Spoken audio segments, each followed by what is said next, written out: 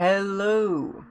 Hello everyone, I'm MVL and welcome to the Curse of Strahd, a customized D&D campaign played on Roll20.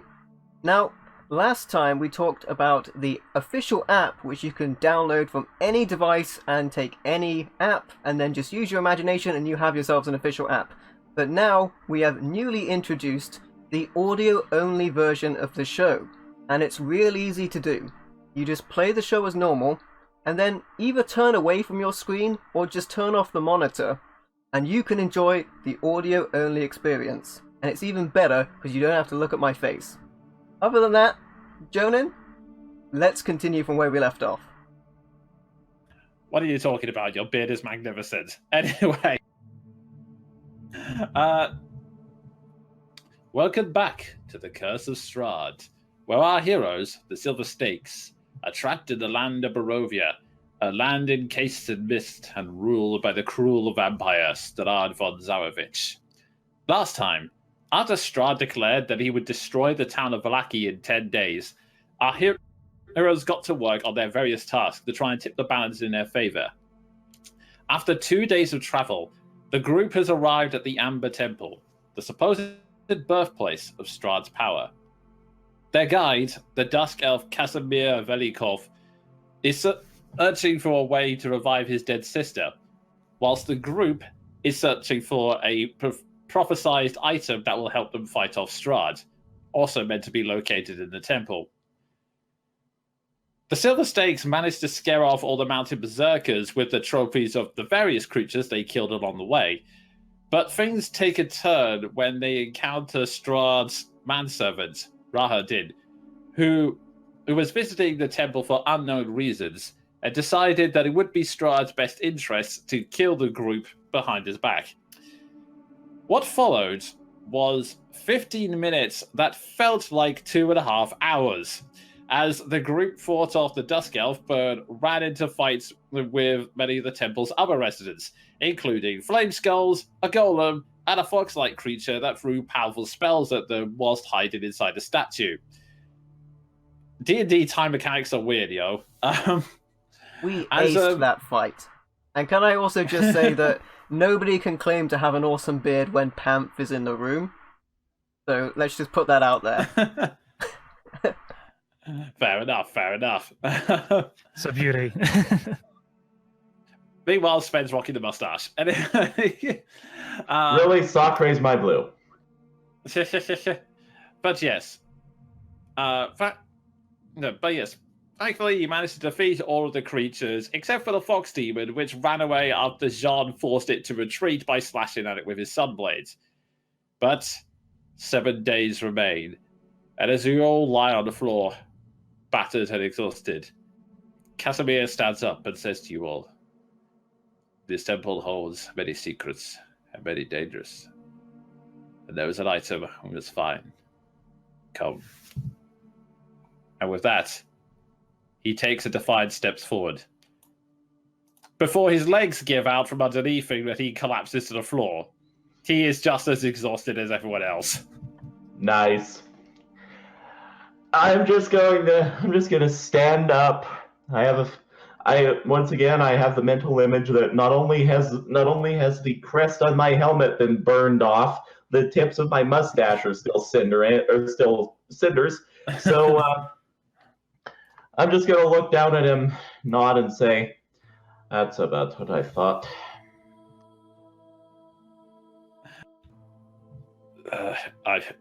Perhaps rest is in order, although I'm not sure where we can find it here. I think first... Ward gets up, "I don't need rest," and then just falls flat on his face.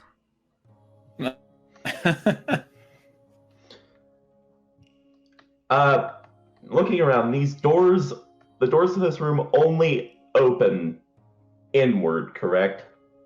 Yes. Okay, just making sure they didn't hinge both ways. I'll note that, look at the remains of the giant and say, well, if we can move pieces of that thing in front of them, the doors only open this way. That's some security. With the rebel here, Kelvin turns back for the saber-tooth tiger. with all the rubble here, is the wall exposed to the outside? I'll tell you what, make me an investigation check.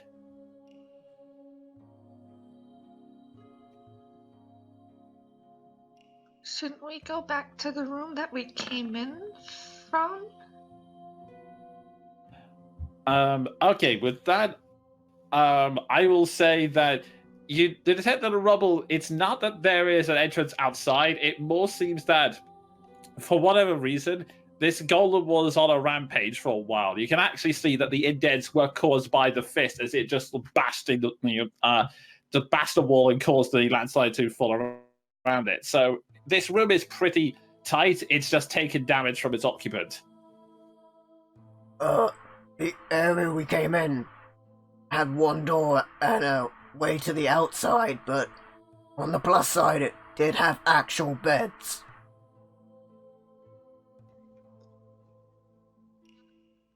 I'll consider that and say, after the things we've run into in here, I'm not exactly keen on trusting the furniture. I don't Well, know what else will try to kill us.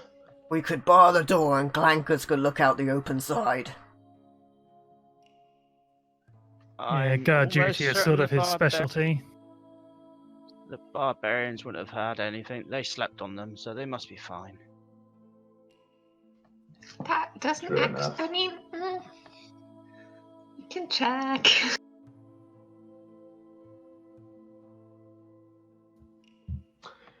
Well, Okay. we need to rest regardless. I'm not the only one there that took quite a kicking. Oh, I'm still on fire! I'll I'll actually look to Maldrath, because correct me if I'm wrong, but didn't you take the least amount of damage? I mean, until that What's golem everyone went to at? town on me. Just out of interest. I'm at 14. I will say, just because I can see everyone's HP,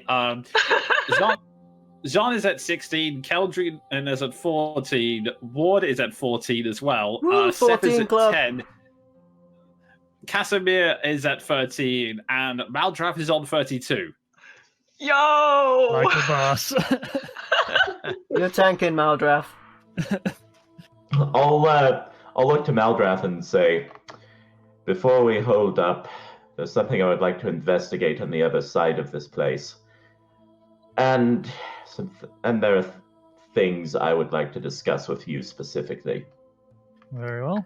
And there's a hole down there. I don't know where it goes to. It's just a hole. Ominous holes. We're in a whole lot of trouble. Okay. Hey. So basically, Jonan and Panth. What I would like to do is go and investigate that corpse pile and bring up some stuff that you and I have been discussing, specifically with Maldrath. Okay, so I'll move you to the location then. I'll spend the time scavenging the amber golem and checking if he's actually amber, because that shit's loose. Ward is going to be face down Your on the corpse is ground over here. for the entirety of this, but could you grab Ward's token and shift-click me over there so I can see what's going Yeah. on? And on.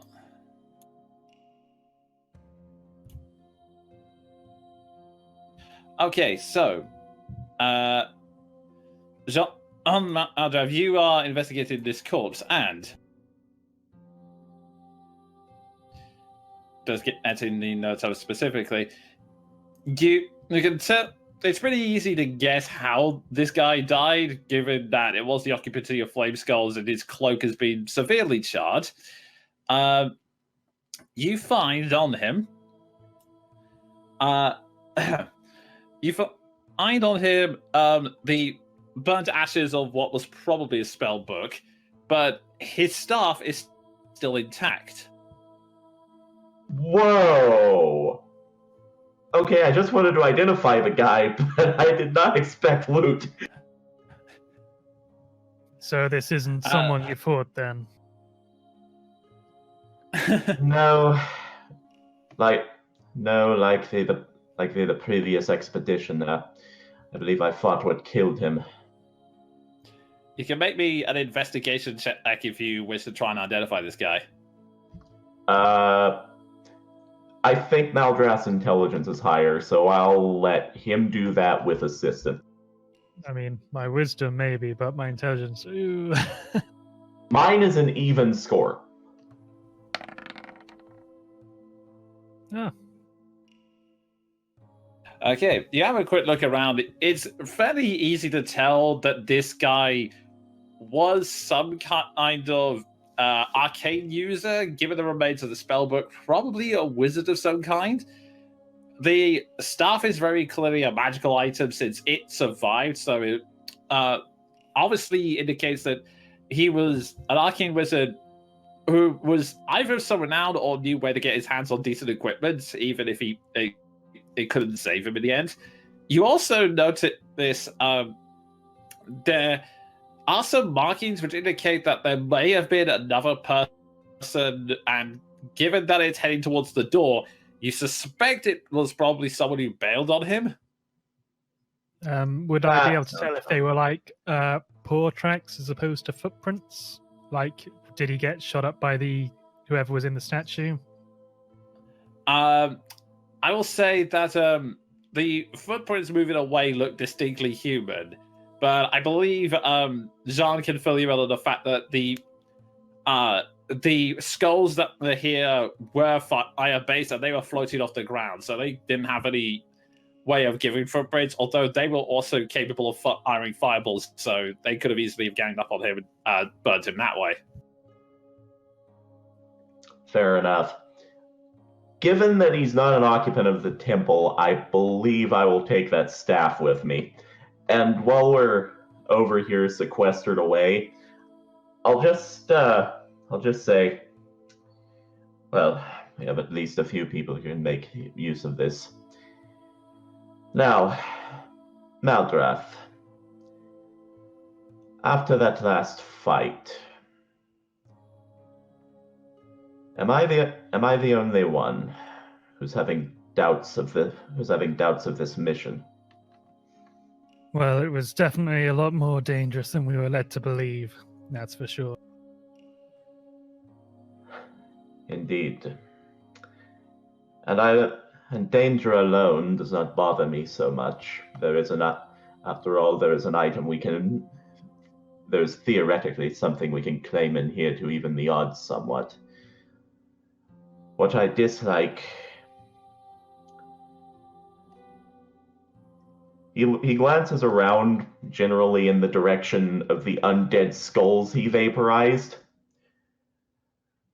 What I dislike is trusting the rumor of a power that can bring back the dead, lying in wait in a temple run with undead and whatever that fox we fought was. Well, if such power does exist, then it needs to be controlled, if not destroyed. Yeah. Raising the dead is not something I particularly agree with, to put it mildly.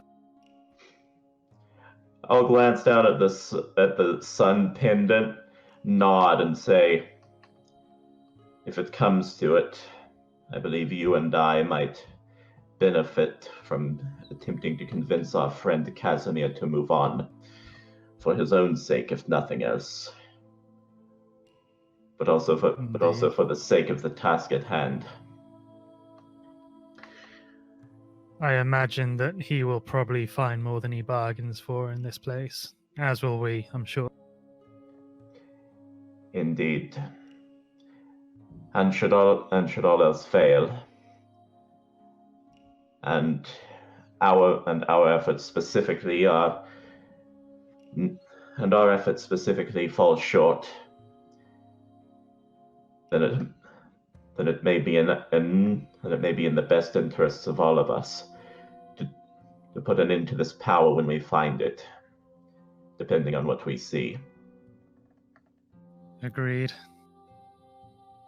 Though if this power does do as, we've been told it does, then it'll be an interesting find to see just exactly how this power has been just left all these years. Surely something like this would be incredibly worth it to Strahd,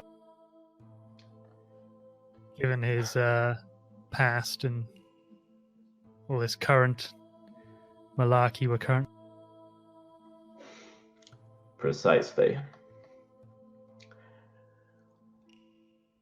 Well, in any case, I'll hand the staff over to him and say, if you would take that back to our holdfast, I'll be along shortly. I have another chat I need to have with someone. And you see his eyes flick down to the sword in his hands. Deactivated. Maldrath will just take the staff, bow slightly, and return to, the.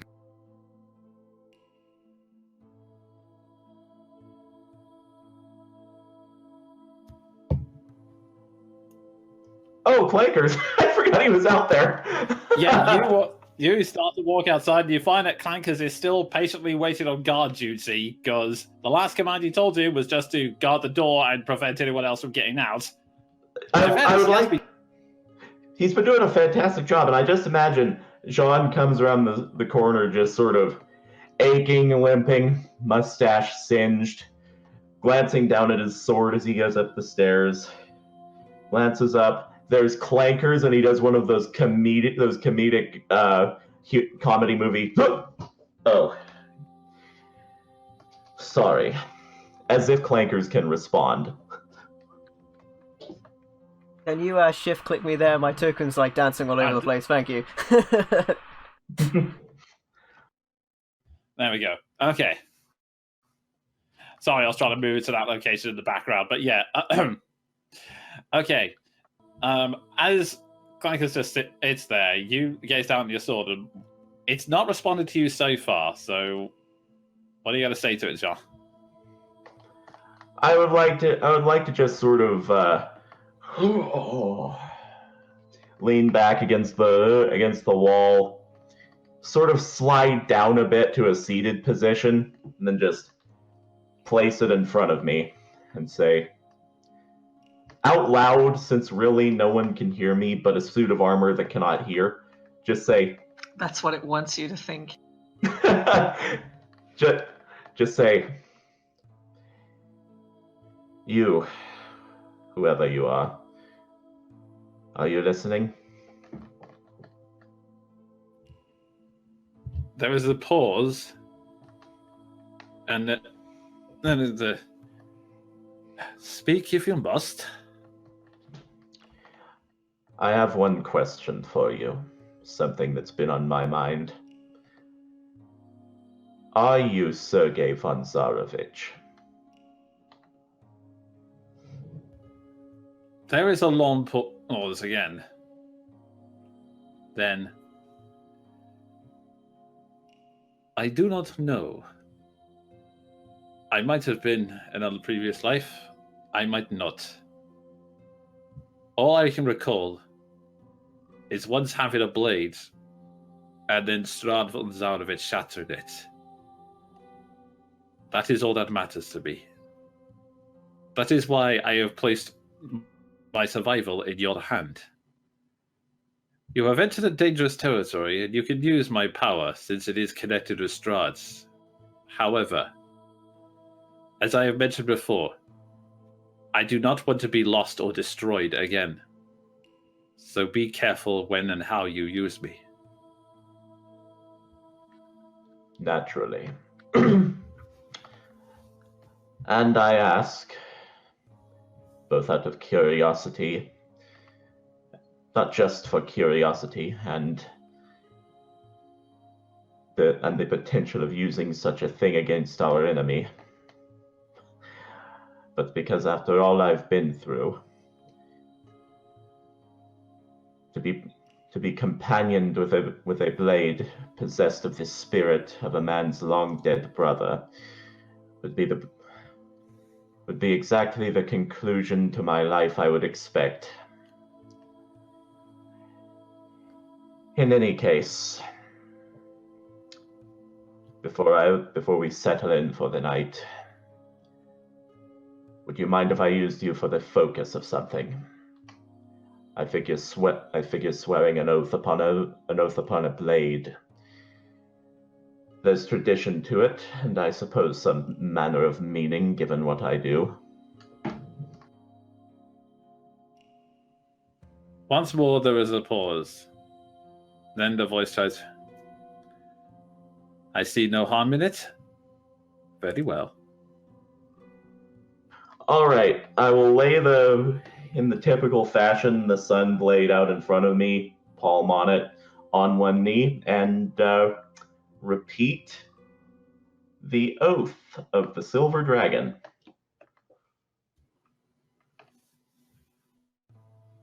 Alrighty.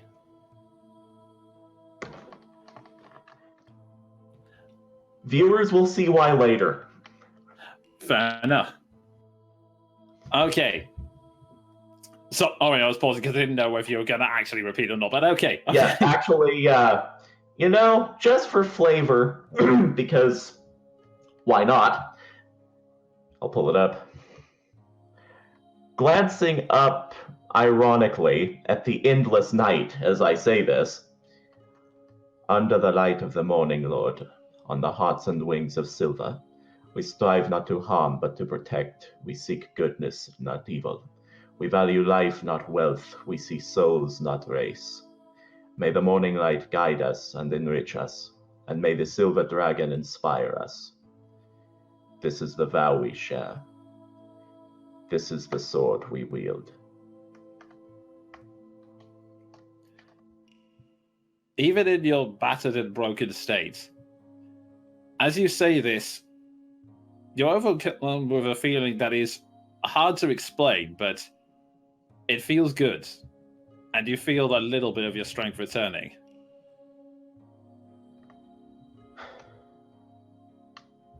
I'll just close my eyes, nod, and say, another step, I suppose, to whoever happens to be listening.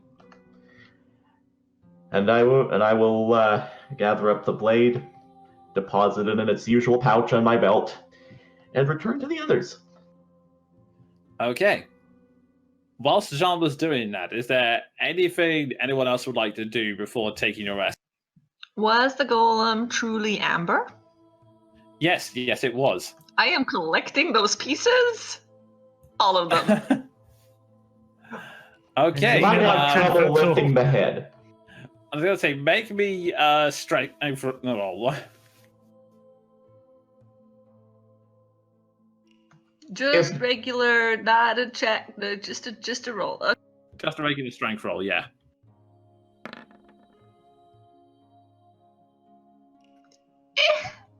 You managed to get most of the small pieces that burned off, but some of the larger bits, like its full arm, the heads, you're unable to pick up. But you managed to get enough like small ore and amber to make a good fortune when you sell it. That's great. I can make jewelry with this. This is good. I'm happy. Ward sees what Keldrin is doing, eventually makes his way off the ground, and stumbles to his feet, picks up the head and puts it in a bag. I'd also just like to pick up whatever bits. I mean, I'm sure it's shattered into plenty of pieces. Oh yeah, it's shattered into plenty of pieces. You guys wrecked it. I just now had the mental image of returning to Vallaki, loading the head into a catapult and firing it at Strahd's castle. No!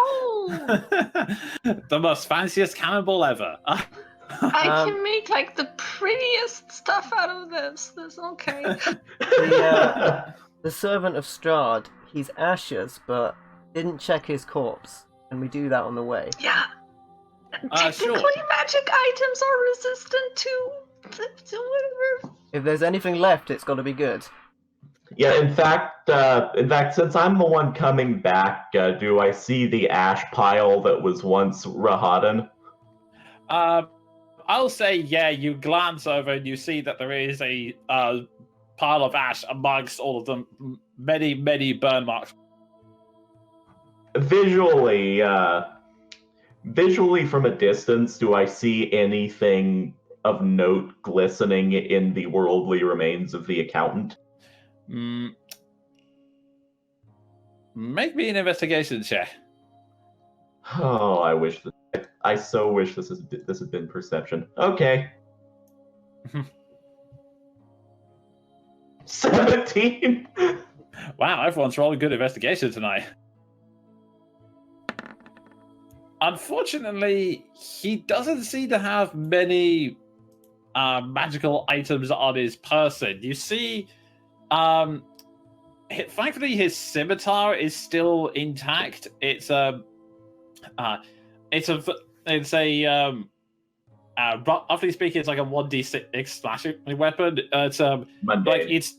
it's charged but still usable. But otherwise, yeah, unfortunately, he seems to be relying mainly on his magic and his more surreal abilities. He himself did not have any kind of magical items on him. Wow, Strahd is not nice to his servants.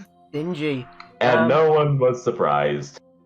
On the way, if we're headed down to the room, Ward will just write "Ward was here" in his ashes and a little smiley face.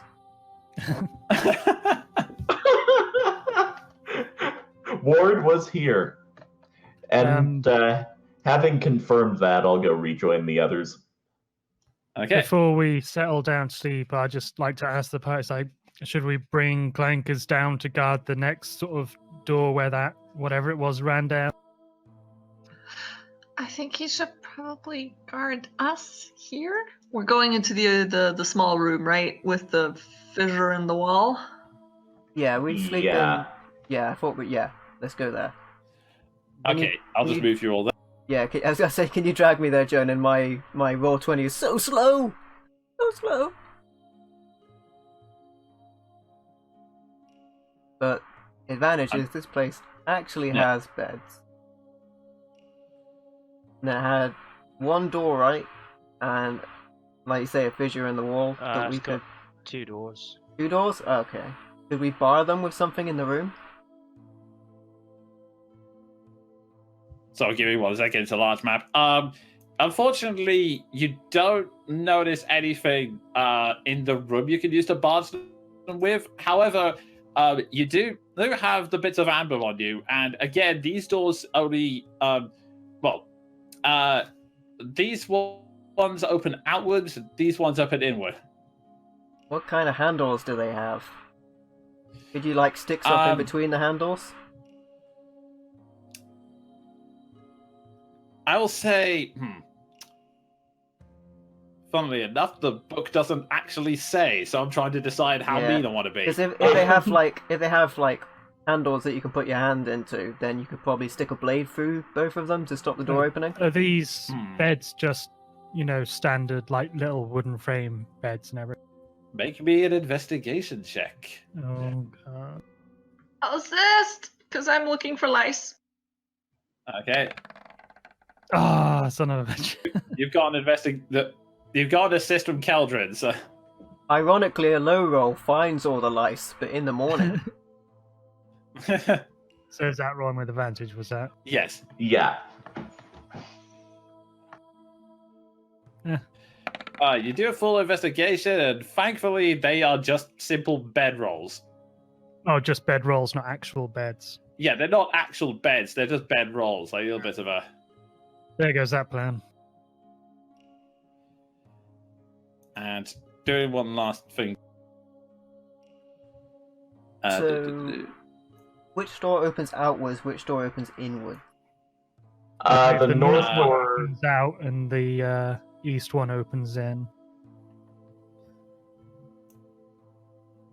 Okay. If we barricade the east door and then have clankers guard the north. That leaves us with the fissure unguarded, though.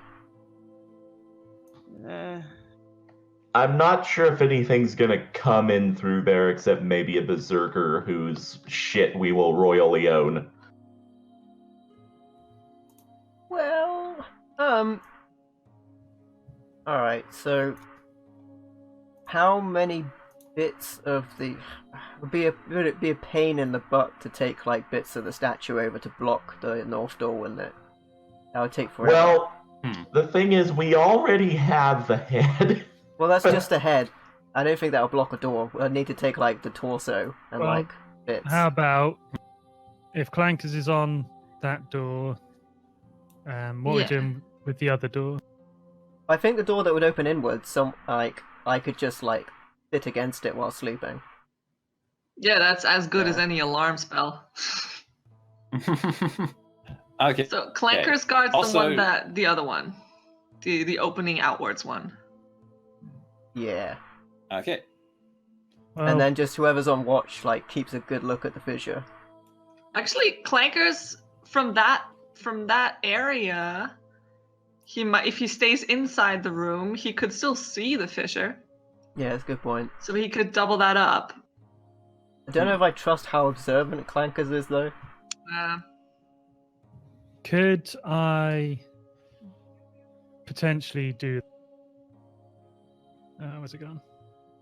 I you can looking set for- up a Oh, noise wait. trap outside the entrance to the fissure. That's amazing, Seth. You're amazing, Seth.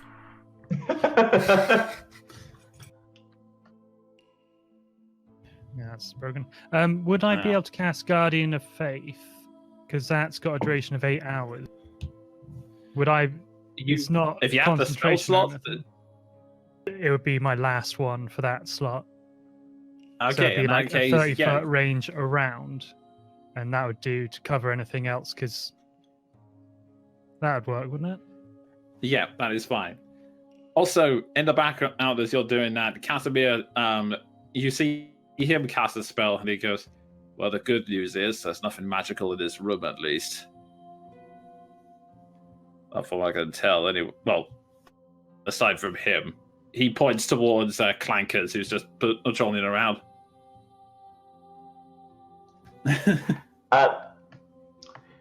I'll nod. Just I'm gonna say that I'll just lean up against this wall up here, just sitting on the bedroll, and say, "That's something, at least. Should we identify that staff before we sleep or after?" What a staff? I'll Where'd you find that? corpse in the room north of us fell afoul of those flaming skulls. What flaming skulls? Jean just now realizes that he did not tell the party in all of his singed glory, and he and goes on I and saw says, the fireball and some electricity, but flaming skulls? Yeah, Jean saved me from them earlier. We were about to become Another- flaming skulls ourselves. That's how it works, right? They flame you and you turn into flaming skulls. I'll incline my head and say something like that. In any case, it was another defense mechanism, I'm thinking. Hopefully not an issue now. Okay. I think you should have him look at it before he goes to sleep. And actually, in the end of that, I'll incline my head toward Maldrath and say, if it's of any interest, I gave the item in question to him. I mean, he's the one who's best suited to use it, I suppose. Maybe Gildren? If it depends what Does- kind of staff it is. Yeah, it Yeah, might I was be. just It might be saying. best for Mr. NPC Casimir. Yeah, if it's arcane, none of the actual party can use it. Yeah, I was going to say, being as all the clues on, the charred body suggested, an arcane mage or something, rather So than. let's a check druid. it out. Casimir, I presume you're handing it to him, right? Yeah, he's Casimir- Mr. Arcana. Casimir has a long look at it and he goes, This appears to be an elemental staff of some kind. Ice, if I had to hazard a guess. Probably, I've heard the tales of a staff of frost. That could work. I believe. The experimenter goes, I can use it, but I believe druids can also use it, given their connection to elemental powers. He look. Nicola is bouncing up and down. Keldrin is just like, give me loot, give me loot, give me loot. I'll glance at Keldrin and say, well, what do you think? You're about the most responsible member of this party, so I would certainly trust you with it. I just look at maybe Seth. Maldrath and I look at Seth and I'm like, what? But, That's a bit surprise and pretty much froze the staff as you say. It hits me in the face. Code of Cold. There you go. He says, it'll take some while to attune anyway. Also, it's not the power I'm seeking. I'm fine for the moment. Okay. Oh my gosh, give me the stats, give me the stats. Okay, hang on. I have a thing. Whilst You that's going finally on, have a thing. I'm gonna BRB, but keep going, everybody. Okay. Oh, I was just joking about Code of Cold. And it'll take a while to Holy attune. crap. Holy crap. Okay. Then that is officially the Staff of Frost. So, anything else you guys would like to do? Or are you planning to head to sleep now? I would like to say that that basically just immediately upon watching Keldrin take the staff, Sean just nods. All is well. All is well. Oh, he's asleep. Okay. So, how are we going to set up the watches as you sleep? I would like to take the first one and attune to this fucking awesome stuff, yo! Okay. I'll take It was worth last. It was worth checking that charred out corpse just to see you so ecstatically happy. I love magic items. Okay, so Keldrin's going first, Seth's going last. So that would leave Wardrop on and Maldrath, if you're taking a shot. I don't mind. I'll take dead in the middle. Okay. Alright, and I'll take the Maldrath off, and then Ward will be set second. Why not? Okay, so. And Vale's not here to object. So, as you all begin one by one to fall off the sleep, Keldrin, you sort of like cradle the stuff. You sort of look back and forth between all the doors, just making sure nothing comes through. And make me a perception check. Alright.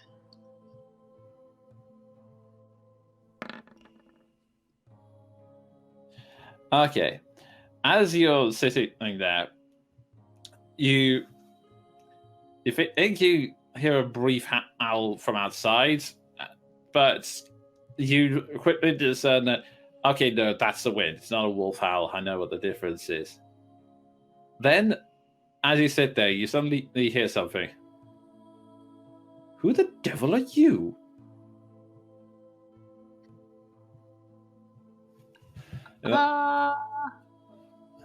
How did it sound like close? It was pretty close to you. Ah! What? What? Ah! Who are you? What? Who's talking? Child, what are you doing? Let go of me. Why are you holding me? What? Are you a ghost? Are you a ghost? I'm not holding anything. Oh, I'm holding it. I'm not a ghost. I'm a staff. I drop it. Everything goes silent. I was half expecting like a oof. Wait, who's dead? The staff is talking to Keldrin. I look down at the staff and then I slowly just touch it with the tip of my finger, just like. Why did you drop me?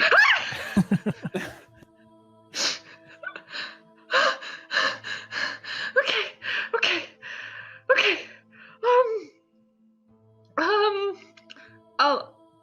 I'll touch it again. I'll just.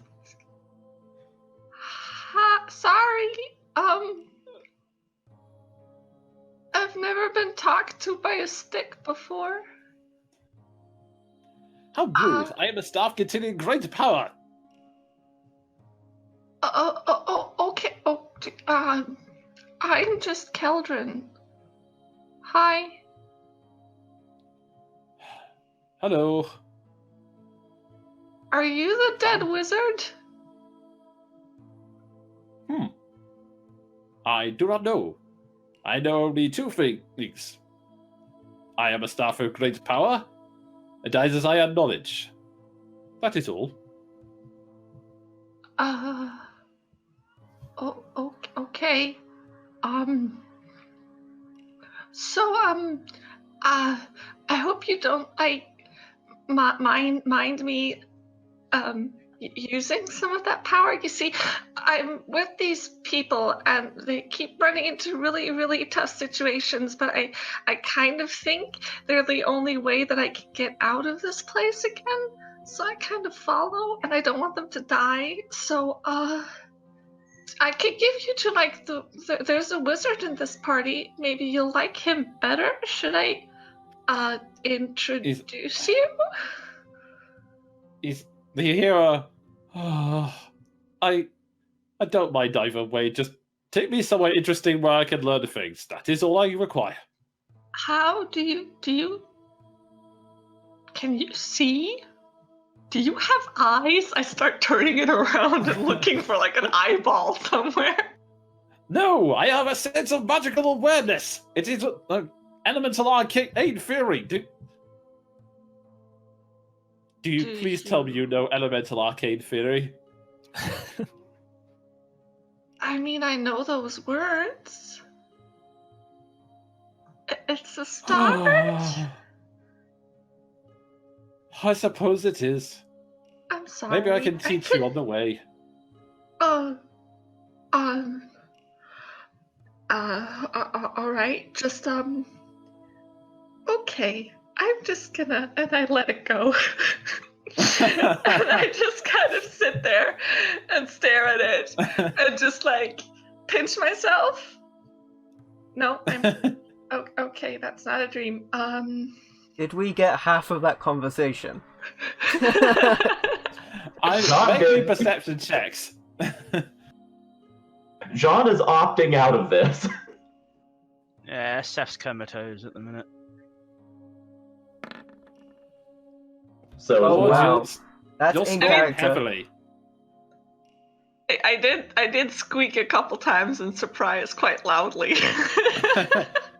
I will say just for that you just you see John twitch and will go.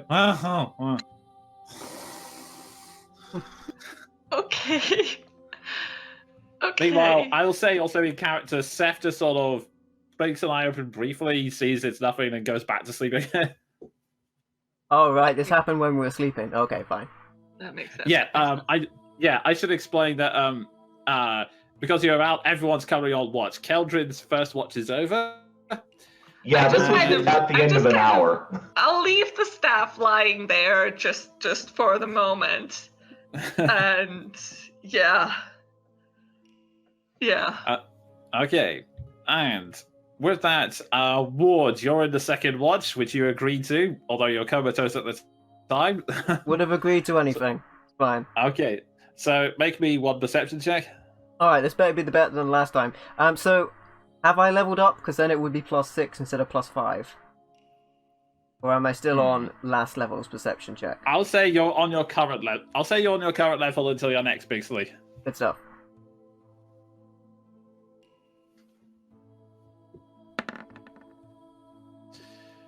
Okay, you're keeping it watch. Nothing seems to approach you. There is a slight nudge in your back at one point as you're sleeping against the door. Someone tries to... And then from the back you hear, son of a bitch, that way's blocked now too. Fuck this place. So fucking... And then you hear them silent as they walk away. Yeah. Come on, Sure. Lord, talk to them. Yeah. Ward is so Yes. freaking dumb. I'm so happy. Open the door as they start to turn away. Only enough so Ward can slip through. Close it behind him. Okay. As you do so,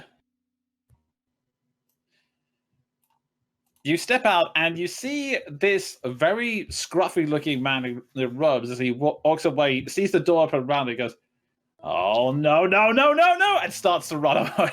Wait! Stop! Oh, yeah, stop because the big monster said so. What kind of freaking idiot do you think I am? Aww.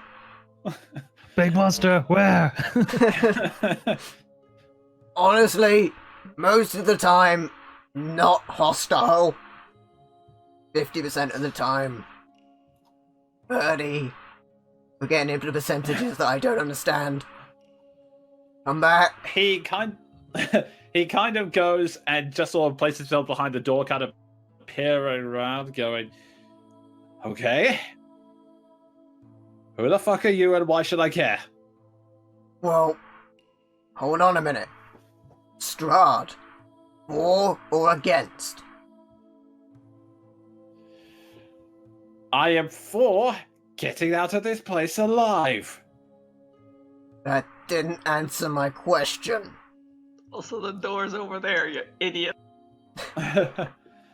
Can you point me to the direction where I'm supposed to go? Let me just zoom out. Sorry, my roll 20 is being slow. There we go. That's fair. So he's over here between the two doors, and at the moment he goes, "Look, I don't like Strahd, but I'm not an idiot to fight against him. In fact, the only reason I'm here is because of my damn master." He was all like, "Oh no, there's loads of forbidden knowledge here. There's all sorts of amazing stuff we could find here. Why? You shouldn't let fear stop you from knowledge. Oh great, and do you know where he is now? A pile of ash in a bloody corridor." Oh What? yeah, I've seen that guy. Oh no! We're totally against a wizard. I think, I've learned so much coming here. Like, hey, did you know all of the skulls in here are dead mages? That's a real fucking comfort, isn't it? I did not know that. What else do you know? The skulls have flames that can kill you, and there's a load of other things that can kill you in this temple. That's about it, really. Oh, I've been hiding in the lecture fall over there for about a week. Well, I did know that everything could kill you, but you've been hiding for a week? I literally just walked past the exit. He sighs. Look, there've been a lot of flaming skulls out here for quite some time, and that freaking golem was marching up and down, and I wanted to make sure that I was hoping that maybe I could go through there and get my master's things and then get out the door. But now there's you. Alright. Calm down. Calm down. Make me a persuasion check. Good stuff.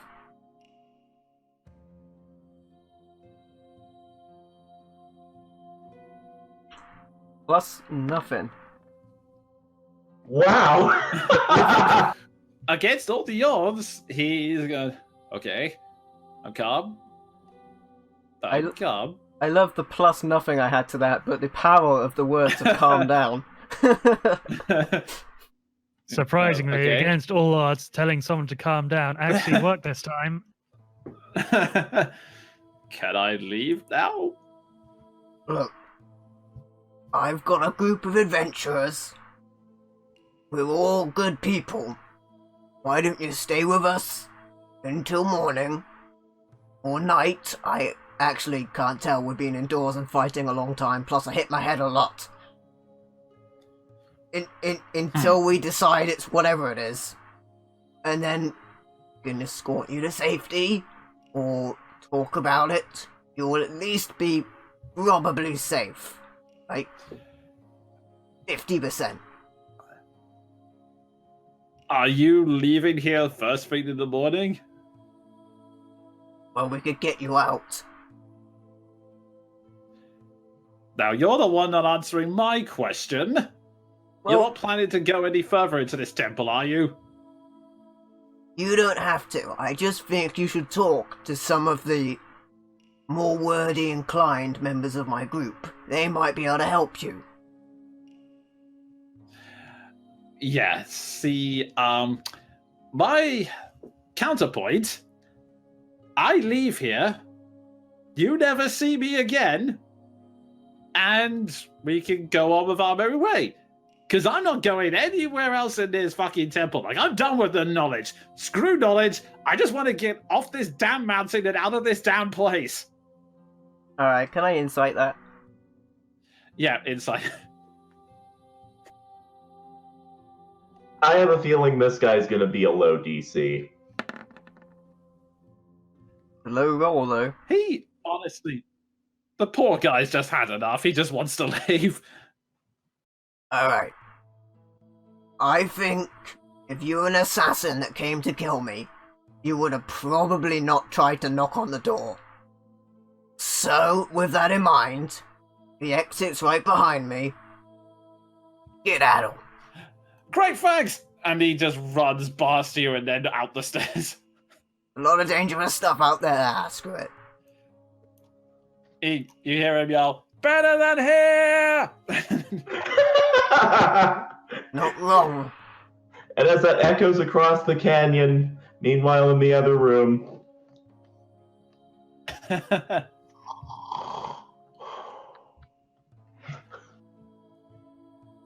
Okay. And with that, we go back to the room with Lord sleeping there. Could you drop me back in the room? My roll 20 is so slow. Thank I've you. just done that. Okay. So, the last two watches. Maldras passes without incident. Seth, make me one perception check as you check the last watch. should I do anything? Because I was in the middle. Oh, yeah, right. I will say it also passes without incident, frankly. Okay. This will be one less, so 21. Okay. You can sense something approaching from this door here. And you have a look as they suddenly notice there is a slight of the door. Then the figure suddenly notices clankers. There he goes. Oh dear, that's new. Let's be going. Other places. Am I able to see any of what the thing is in the door? I will say with that at a perception check, you see that it appears to be an older human. How are there so many people in this place? He And seems to be walking away now. Yeah, he seems to be just walking away absentmindedly. Yeah, Seth doesn't want to kick any hornet's nests. I'm just gonna... Yeah, he's going. I'm fine. I'm letting him go. Okay. Not gonna sharpshooter the hornet's nest? No.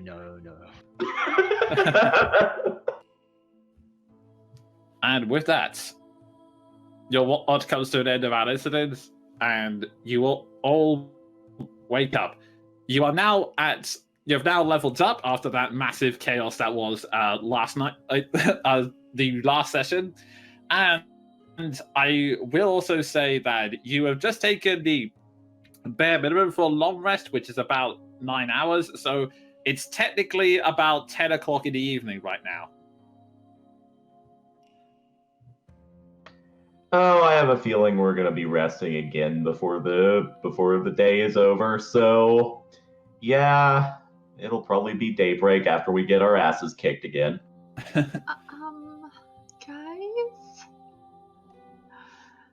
the Yeah. staff talked to me. Help? Manservant or Was it No, that the stick, the magic stick. I'll that's new. I'll glance down at it, just sort of waking up. You say the words "staff talked to me," and and immediately John is just. Apparently, that's what the weapons in this place do. What? Wait, John, you talked to your weapon, right? When I had that spear, it talked to me as well.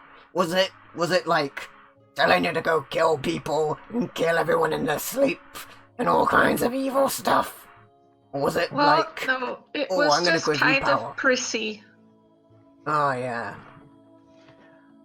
yeah. John Weapons makes- are jerks. Jean raises a finger as if to agree, then thinks better of it and lowers it, and he just says, "Well, so long as that was the worst of its faults, then it's likely harmless." It said it wanted knowledge, so I'm not sure if I should be the one to like have it, because I'm kind of not the most knowledgeable.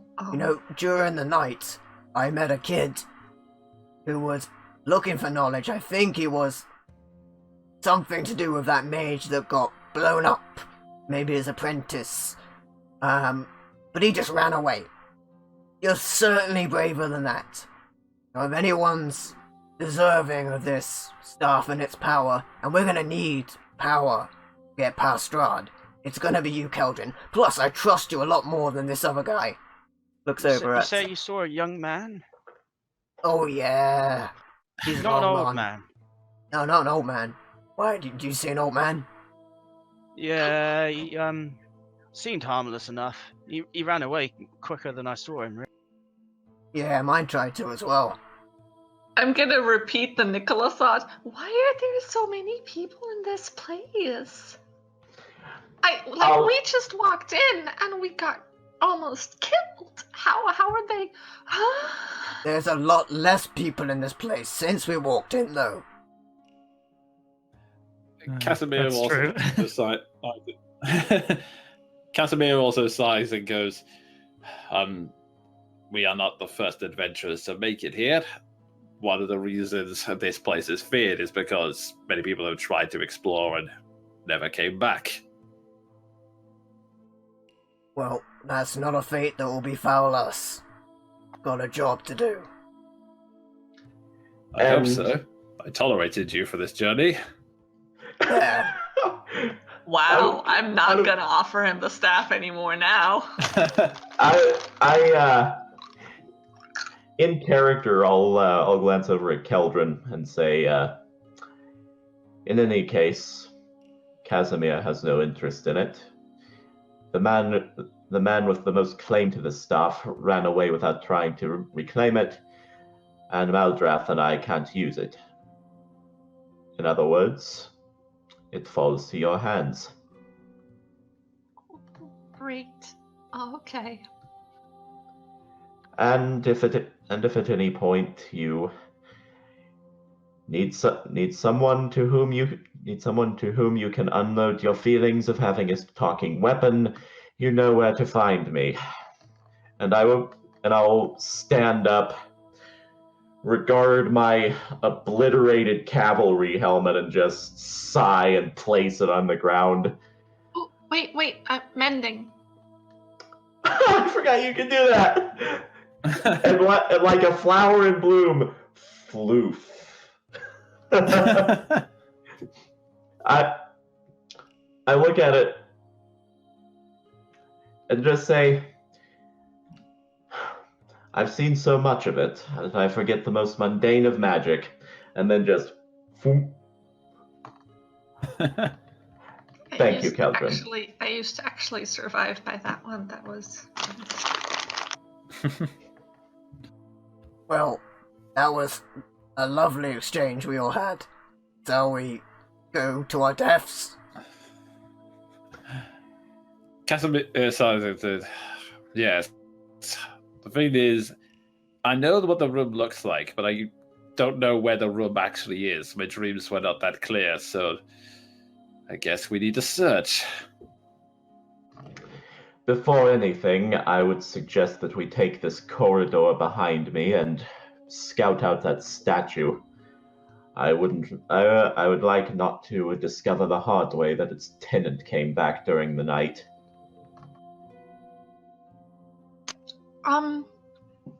Maybe I could like turn into something tiny and go scout? Tinier. Yeah.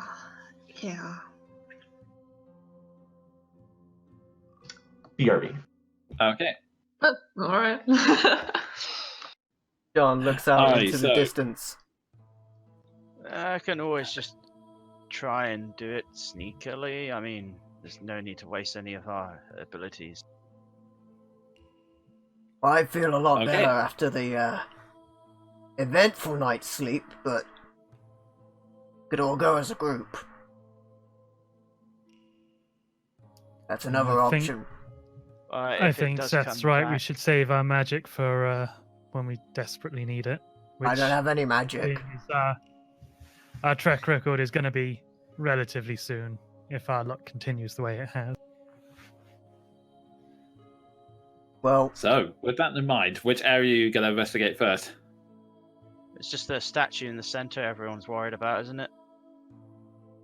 I think that's been disarmed now, unless it's been no, it's still there, right? inhabited. Yeah, the Yeah. statue Yeah. is still there. If the mage Well, just Nothing in went it. back in there, I would just kind of like to do one circle around to see what doors we missed. Mainly because my token hasn't been in most of these rooms yet. Okay, that's fair. So, give you a brief circle round. And there is at least there is one door in the corridor you ran through, and there is another corridor in the there are 3 doors in the corridor that you found the bird wizard. wow, that's a lot of doors. Would I Tackle be them one able by to one. inspect- Check if the statue's empty, and then yeah. Would I be able to inspect this weird Kajigga that me and Keldrin ran past during the Oh fight? yeah, the hole. Yes, you would be. Just to discern, though, who is investigating the statue and who is investigating the hole? I Shall like we- to hole. Shall we not go off in different directions again? Because Yeah, last time that was bad. we were a lightning rod for activity, as we have been this entire time.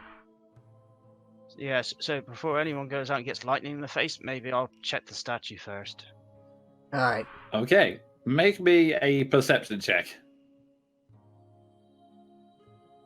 For a minute, and I thought he was going to say make you a dexterity save. Okay, you look through. You don't have a look at the statue, and you notice that the eyes you can now see straight through them. So he hasn't, and the fox creature hasn't put the darkness spell back up yet, and it seems to be empty for the moment. So you're thinking that wherever the fox creature is, it's decided that it's probably not the best idea to go back to the statue now that you all know where it was camping to begin with.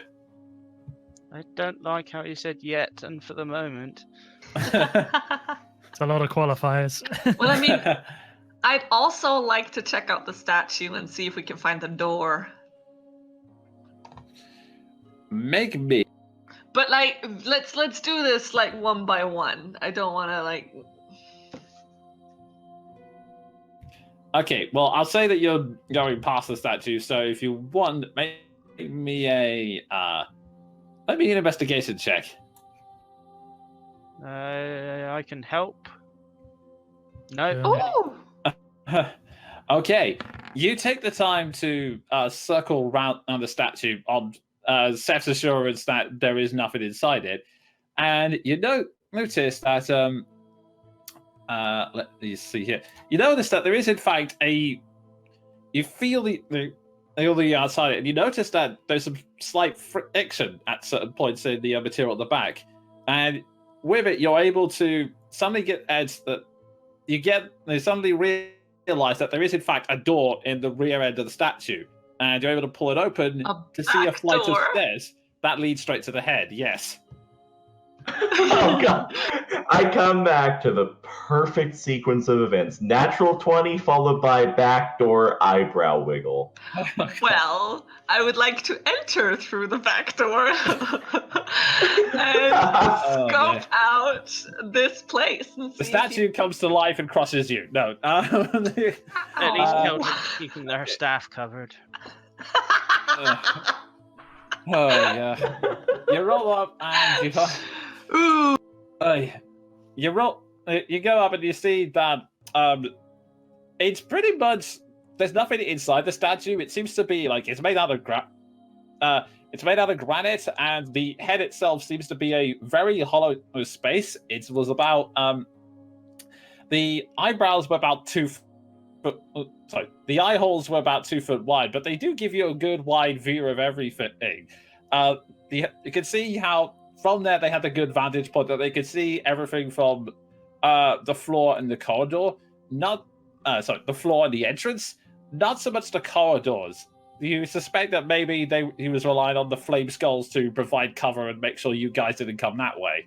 Alright, but there's nothing left in here. No, book to read when boredom overcame him or anything like that. No, nothing Cool. like that, I'm afraid. Cool. Alright. I'm gonna go back down, I guess. I think And the just door is I'm ours. leaving the door open. Fair enough. Back door's wide open. Yeah. And with that, we move away from that. You go to investigate the hole.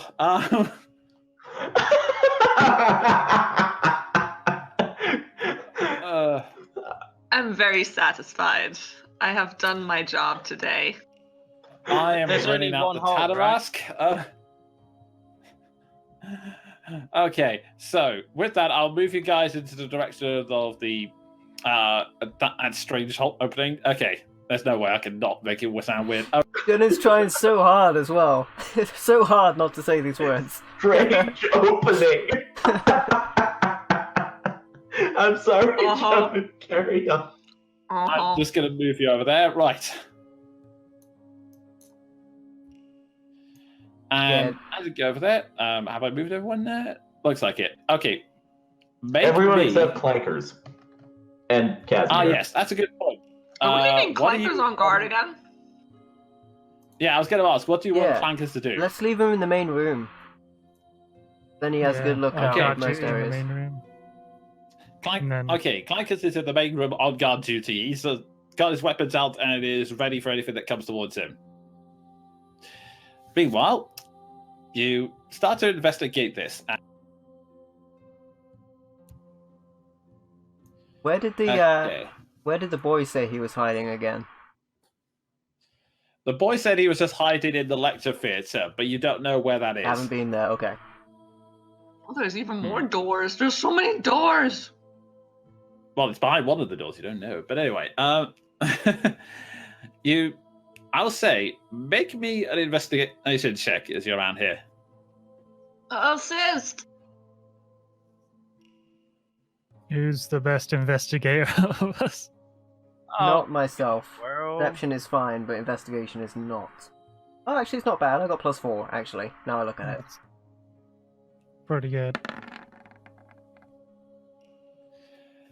Okay. I'll assist Ward if he rolls, but I don't think it'll be necessary. Ward is currently not investigating because he's kind of absent-minded, thinking about not dropping his sword. Okay. You have a look around. Everything seems to be. Everything seems to be like nothing stands too out of the ordinary apart from this hole. You look down and you notice it seems to descend about.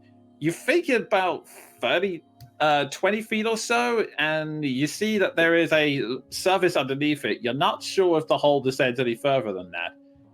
And it's then you suddenly notice a light coming out from underneath it.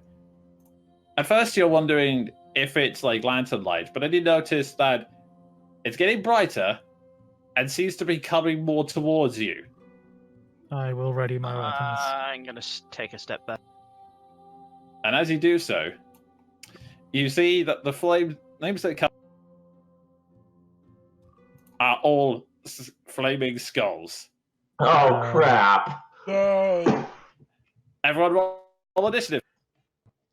Also, may I just point out that Ward was afraid of losing his weapon in the hole? And the skulls all combine to form a Tadarask. Oh my god, 22. And Kelvin and I have the same initiative, the same dex mod, so... Roll. Oh my god! What? What are the Oh odds? man. Second roll off.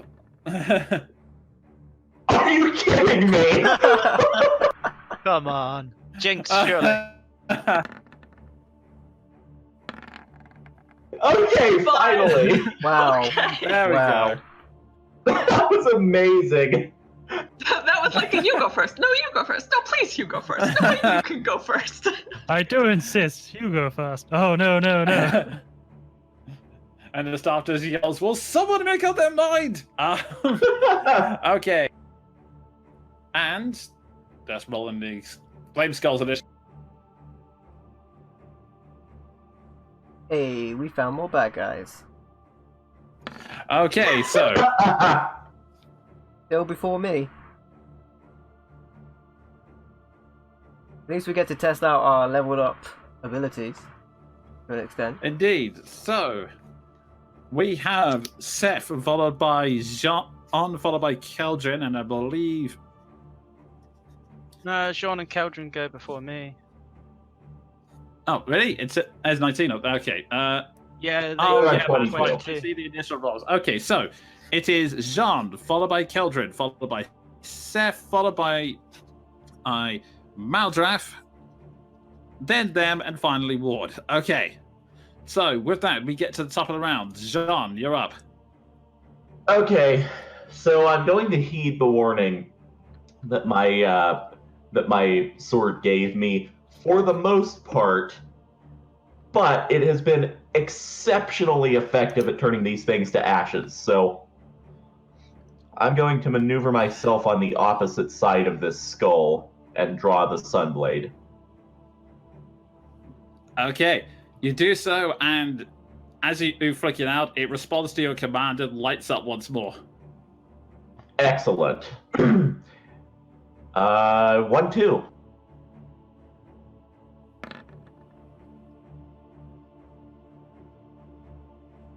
Okay, that's a hit. Yeah, Roll it. so 2 hits. Okay, yeah, both attacks hit. So just roll damage to see if it. Anyway, And it's doubled on undead, this... yes.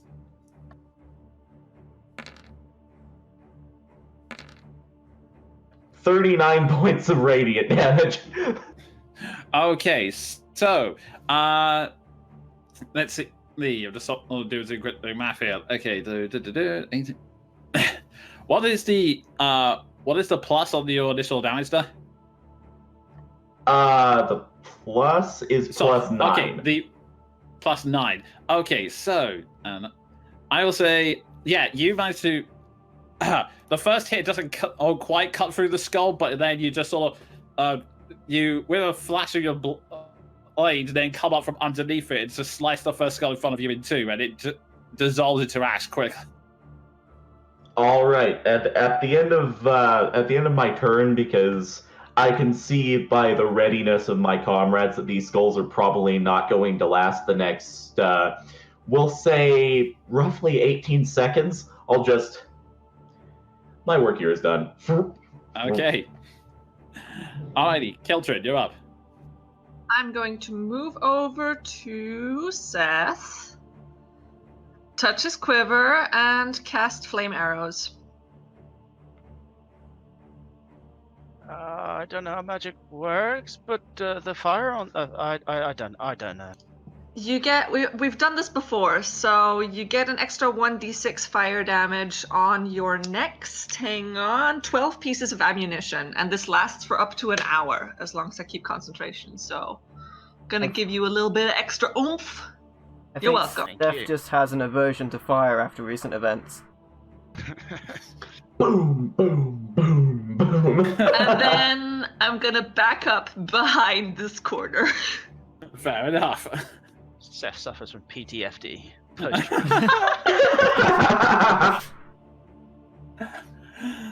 Oh god. Okay, with that, Seth, you're up. After he stops quivering, Hey! yeah, I'll go on to the one at the top, and I'll do the sharpshooter since I've got advantage this.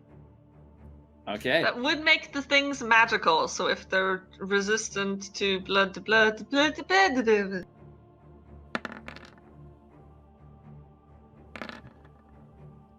That is a hit. It's on both attacks. I don't There's think one there's attack any need with to roll advantage. damage.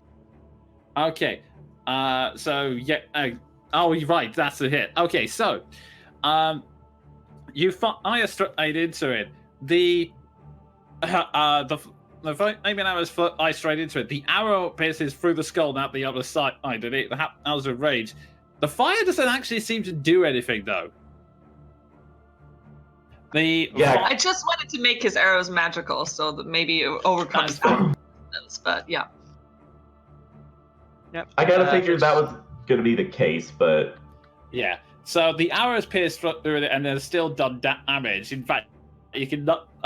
In contrast to before, where you just made a small dent in them, you can see that the arrow has actually pierced through the skull and it now has a nice dinky little hole in the forehead.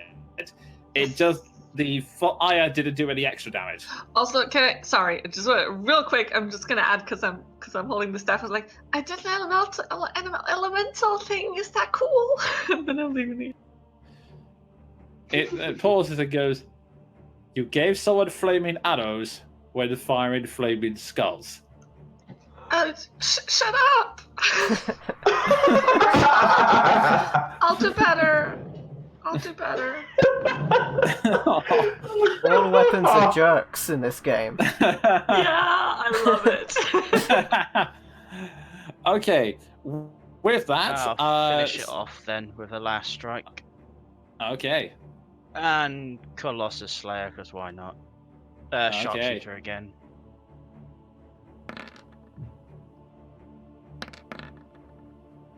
That's a crit. That is, yes. That's a hit.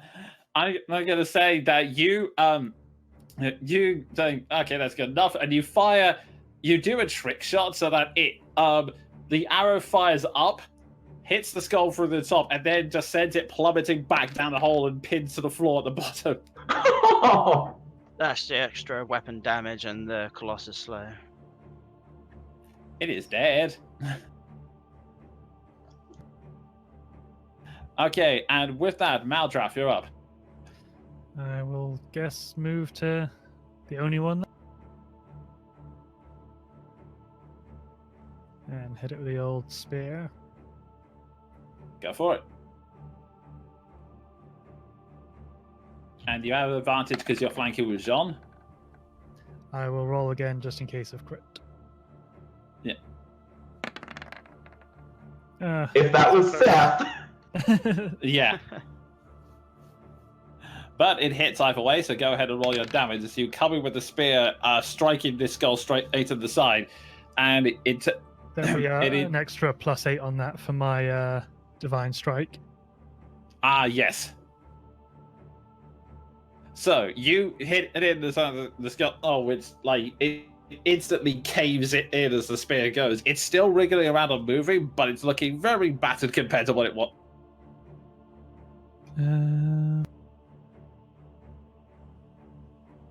Any bonus actions you want to use, or? No. All right. In that case, Ward, you're up. No, wait. hang on, first it comes around It to goes them. before me, right? Yeah. Yeah, it does, unfortunately. So, it looks at both of you, and Oh, I know Let's what's see, coming. yeah, unfortunately, Jean, you're kind of standing out as a threat with the holding light. So, it is going to. Oh boy. It fires magic missiles at you as it lets on the owl. You actually, I will say, just for flavor, you actually managed to deflect most of them with a blade, almost lightsaber style, but a few managed to get through and hit you around, and you take 10 points of force damage. Isn't that a total of 13? I'm willing to take 13. The damage it's given is 10, so. Yeah, because it says 3 force Oh, higher right, level yeah, cast. duh, I'm an idiot. Okay, yeah, it's 13, yeah. That could have been magnitudes worse. Yes. Yeah, it could have cast Fireball on its spot and got all three of us. Oof. Yeah, I'm willing to But take yeah. that, especially with the visual of the lightsaber, because that's how I've been flavoring this the entire time. Alrighty, and with that, actually, with that, Casimir is going to try and fire a ray of frost. Good shout.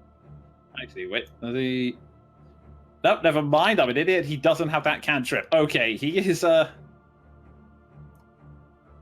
Let's see. Actually, he's just going to hold back for a moment. It's not wanting to use up his spells. So, Ward, you're up. He just doesn't want to fire Firebolt at it because the staff will be mean to him.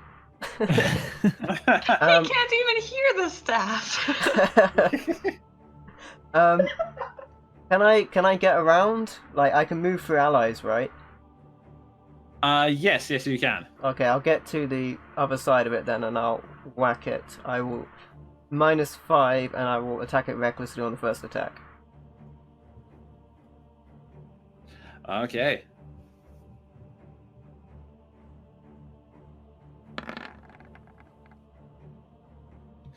That 23. is a hit. Go ahead and roll your damage.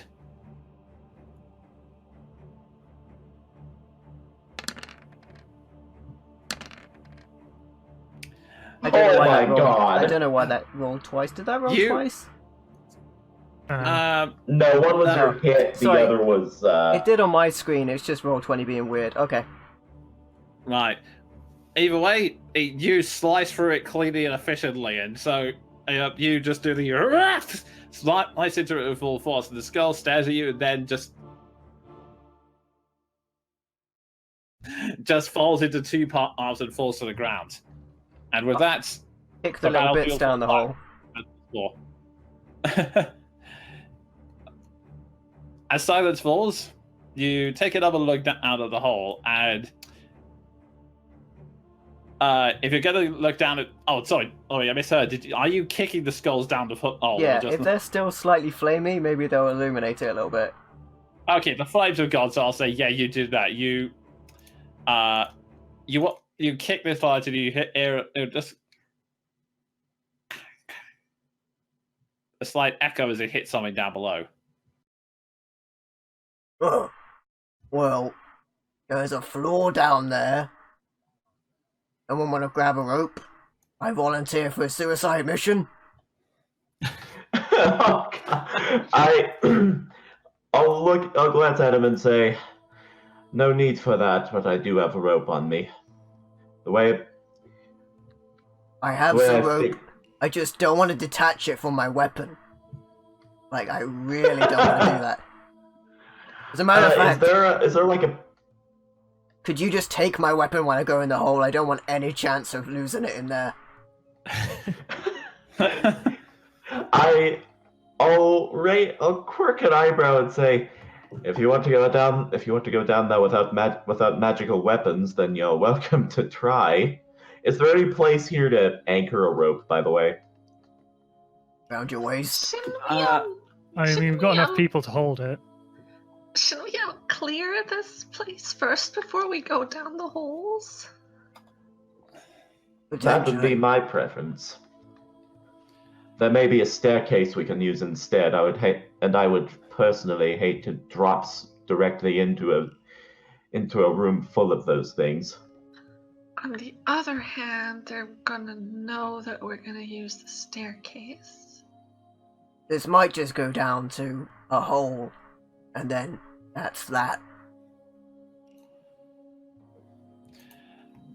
And in answer to your question, John, there isn't, aside from clankers, there's nothing in this room that could possibly like anchor. No, you could anchor a rope too. So Well, in that is case- he anchor clankers? Yeah, Anchors. yeah. I was Nice. gonna say. I guess it's come time for anchor clankers. I'll go out and command clankers to just come and stand next to the hole. Okay. Right, so how many of you are taking the descent? Just I Just one figure of it'll us. be Ward first, and then if the coast is clear, we can each descend in turn if we want.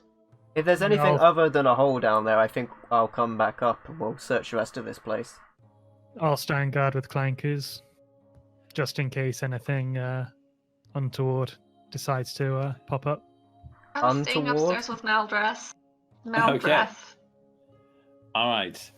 So, Ward, your descent, climbing down the rope. It's not that far down. It was like about, it seems to be about 20 foot, and you get to what appears to be the ceiling, but it looks like there was already a small hole there. So with a few good kicks, you're able to descend down further. And I am just going to change the map as you descend a level. Uh-oh. Okay. I have no visibility. This Use- is terrifying.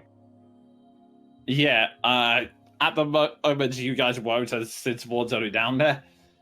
You open, and the room has walls of glazed amber, a floor of red marble, and a rough-hewn shaft in the center of the 10-foot-high ceiling. 3 amber sarcophagi stand in alcoves. Above each sarcophagus floats a human skull. Oh, no, wait. No, it doesn't. You killed them all. So, Good stuff. How fortunate! so yeah, you just see the amber sarcophagi surrounding you, and I'll just click zoom again in case Roll20 hasn't caught up. Is that a door ahead of me? It is a door, yes. Oh, great.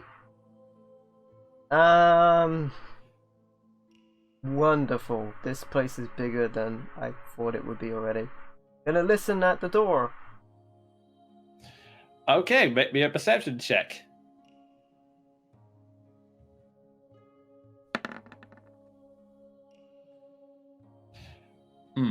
I'll say you can't hear much on the other side. It's a very... you place your hand on it, and it is a very thick door, like almost surprise. It's like surprisingly so. Like you can't, unlike any of the other doors, you can't open it with a casual push. This seems to be, it seems to stand very firm against you. I'll show that door. Strength. Okay. Yeah, you can go ahead and make a strength check if you.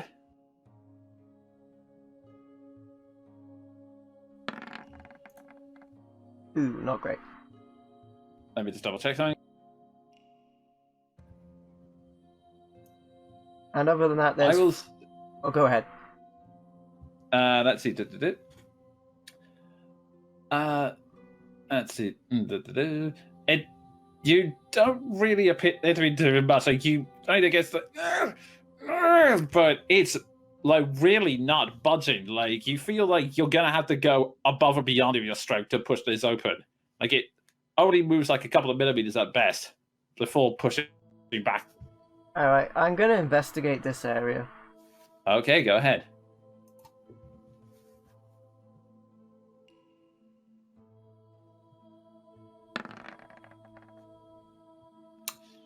You see a load of these there doesn't appear to be anything in the room except for the sarcophagus, and even you are slowly putting together, maybe this door is meant to keep them in. You look around and sort of like dust the coffin just to sort of see if there's anything behind it, and then there's like a cold feeling that comes when you, even from like briefly touching it, you're sort of like, the best way I can describe it is, as you touch it, you hear a but then the instant you take it off, you don't hear anything. I'm gonna go climb back up the rope. Okay. I will send you back there now. You climb very hurriedly up the road, and the rest of you, after hearing nothing but silence from Ward, just see him suddenly climb very hurriedly back up with a slightly freaked out look on his face. So, could have been worse. There's 3 amber coffins down there. There's definitely something in them. And there's a as door. Soon as you say that, Casimir suddenly runs through and said, "Wait, amber coffins. You sure you saw those down there?" Absolutely positive. I've taken a lot of knocks to the head, but not that many. There it goes. Wait there then. I'll go. Oh, and starts to climb down the Whoa, road very whoa, hurriedly. whoa. Whoa, calm down. Hold on. Whoa. Whoa. Not so fast. Calm down. Make me a persuasion check now. I'm kidding. There you go. Yeah, I'm. Sorry, go ahead. No, if you were gonna do something, you go. Yeah, he just says, "This could be it. I know I'm looking for a coffin somewhere. I just know. Oh, I just don't know if this is the right room. Give me a moment to look." No, wait. If you're gonna go down, let's all go down, because what's in there could be bad. I'll nod and say, whatever you're looking for is not worth your life or the life of anyone else in this party. Given the nature of my powers, I volunteer to head down first. Ward, you've offered your body up for experimentation enough already. Wait, If what? there's undead down there, I'm going down Besides, too. look, nothing bad will happen as long as you don't accept the contract. What? Eyes on him immediately. I am so confused.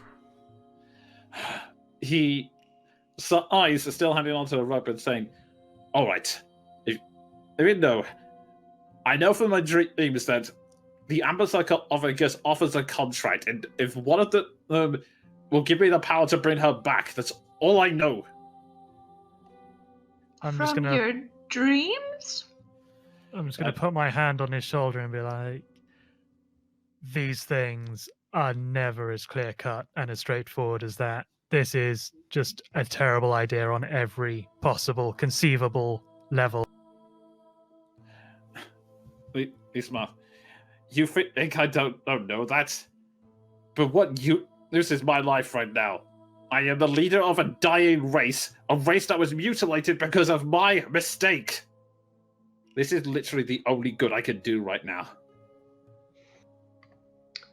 Jean is gonna have words for that, but I'm gonna, you know something. I'm going to attempt to just sort of gently usher him back and say, whatever past wrongs you think you've done, at least for the time, let me go down first and secure a perimeter so that this does not end up costing you your life. If nothing, John, if I can interrupt you there. There's a big door down there that's going to need more than one person to open. If there's going to be a fight, we can't fight in that enclosed space. Let's do that first and then deal with whatever we're going to do. in either case, I say again, what you're looking for is not worth the loss of your life or any of our lives. Not just not just in the context of whatever contract you've been offered, but I would rather like not to be fireballed again. Are we on the same page, Casimir? He stares daggers at you like he wants to argue, and then just goes, "Fine. If it makes you feel better, then fine." More than makes me feel better. What? Ward, you can. Actually, I'll say, Maldrath, you come after me. You're the best expert on these matters we have. Pelor, guide me, I suppose. And I descend. Okay, so just give me 1 second to. Before I descend down, I'm going to tell Clankers to stand his ground and protect this rope at all costs. I'd rather not be stuck down there. He grips the rope with renewed intensity and resolve.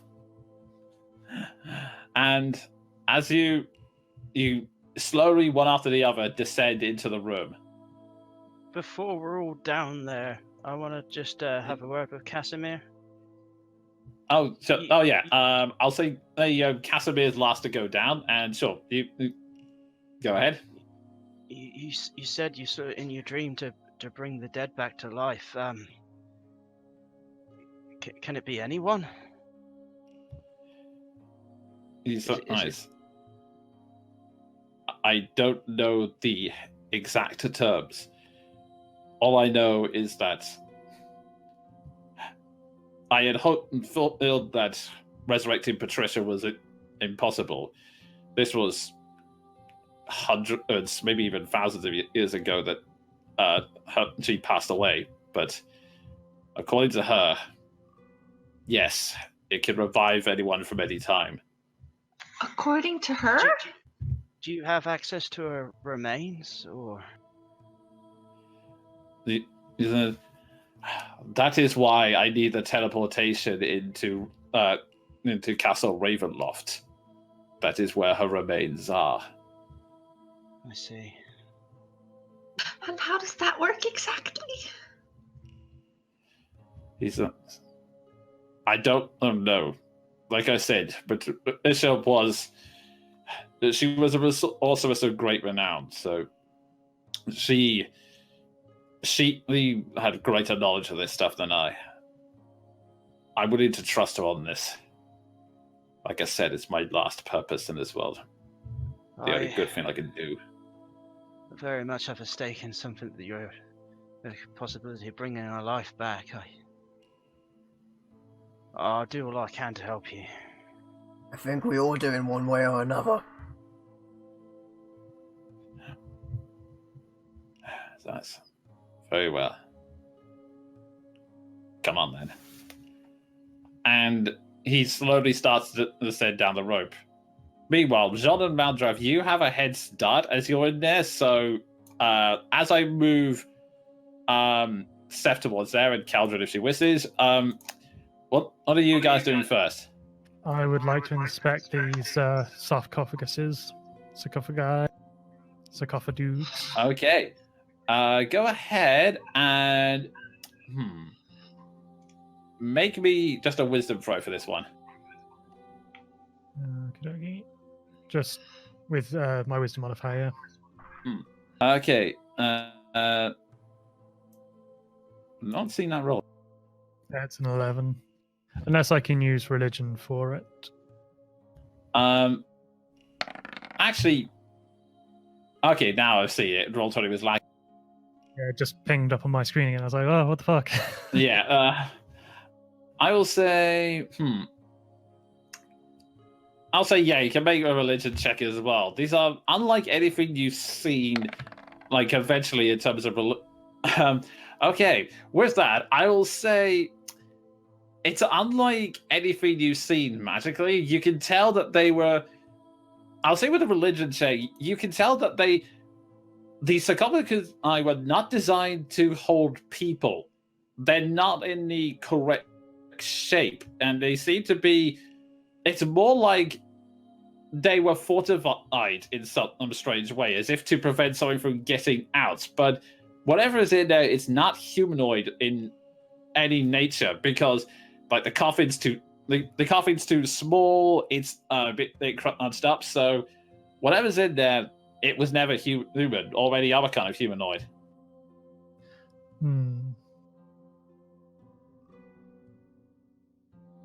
Like it does cross. Sorry, go ahead.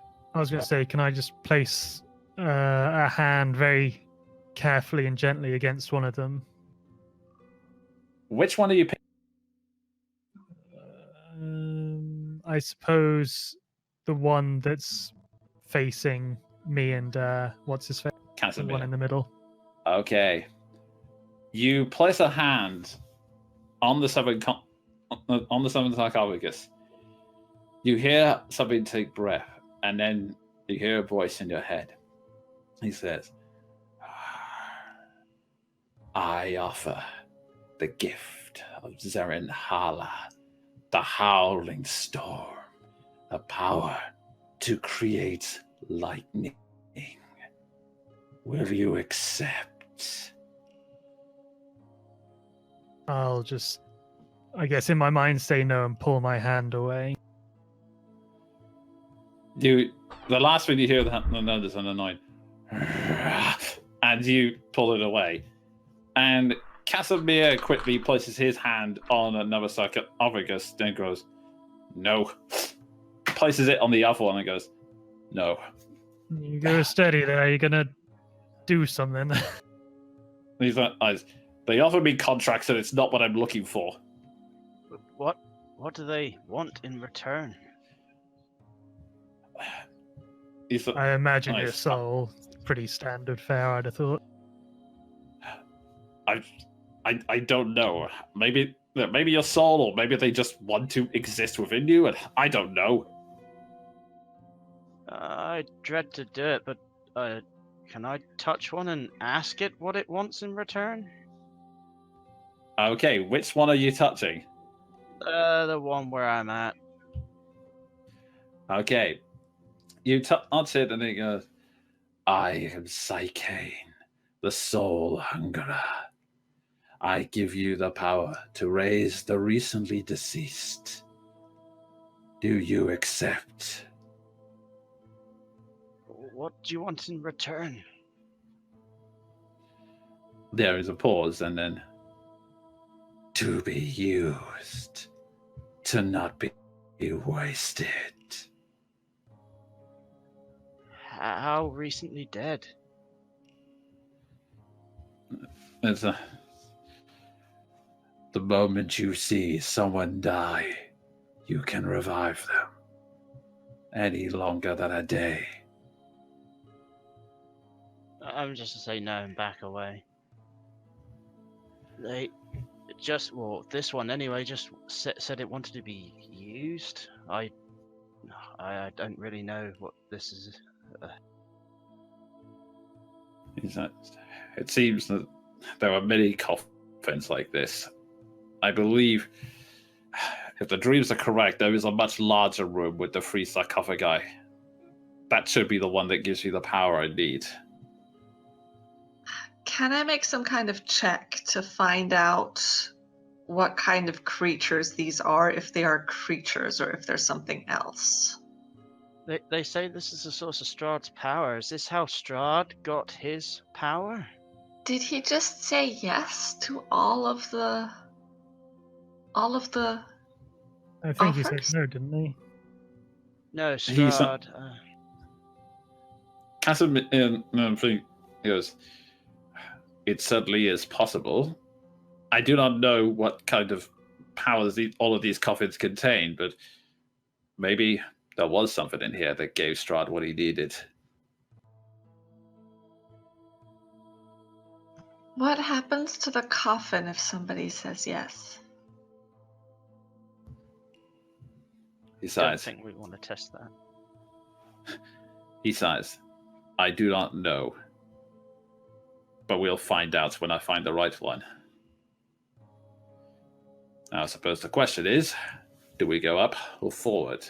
He says, pointing towards the door. Don't want to give me a hand? Well, this coffin here said it can raise the recently deceased. Someone who dies within a day. I mean, if any of us were to fall, such a boon. Can we walk away from this? You want to trust a monster in a coffin? Kind of makes me Maldrath's just doubt going this to whole interject and thing. be like, "Excuse me, can we not be talking about this just inherent blasphemy, please? Thank you." Kelemvor will decide who's going to live and who's going to die. Worked fine. How can you say that Kelemvor hasn't put this in your path? I think he would have made something a little bit more divine than these. Because I know they're creatures, aren't I? Like, there's definitely something in them. I will say, with the description you've been given, it's some kind of dark sentient power. One that, basically, the time you're often told to steer well clear. They elected not to put unicorns and rainbows on these amber coffins. This is not a divine power. This should not be trifled with. I won't pretend to know what these are.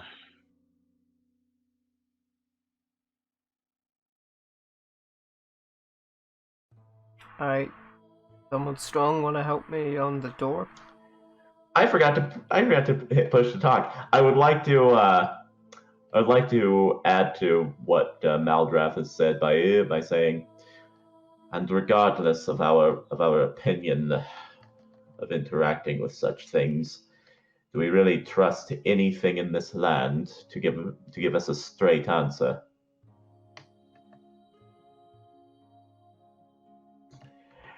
In any case, Ward, let's be going. I'll assist. Okay. 24. You push it with all your might. It's a really straight on the muscles, but you refuse to quit. To go, and you slowly begin to push open the doors. You're almost there. You're not able to get them quite open, just enough of a crack. And it's as soon as you do that, No. that you start to see three figures on the other side of the door. They appear to be older women, and they all go, "Ha! See, I told you that was a. Who the hell are you?" And that's where we're going to take a break, folks. Oh my goodness, well, I thought Casimir was just going to dart through and then we'd lose it. That I was certain that was going to happen. Well, okay guys. If you're watching on YouTube Premiere or on YouTube in general, there's going to be no break. The action will straight continue as long as future MVL who is editing wakes up and puts the next part on. Was I supposed to be doing something? Ooh, part 2! Okay, don't go anywhere guys. Part 2 is coming right up.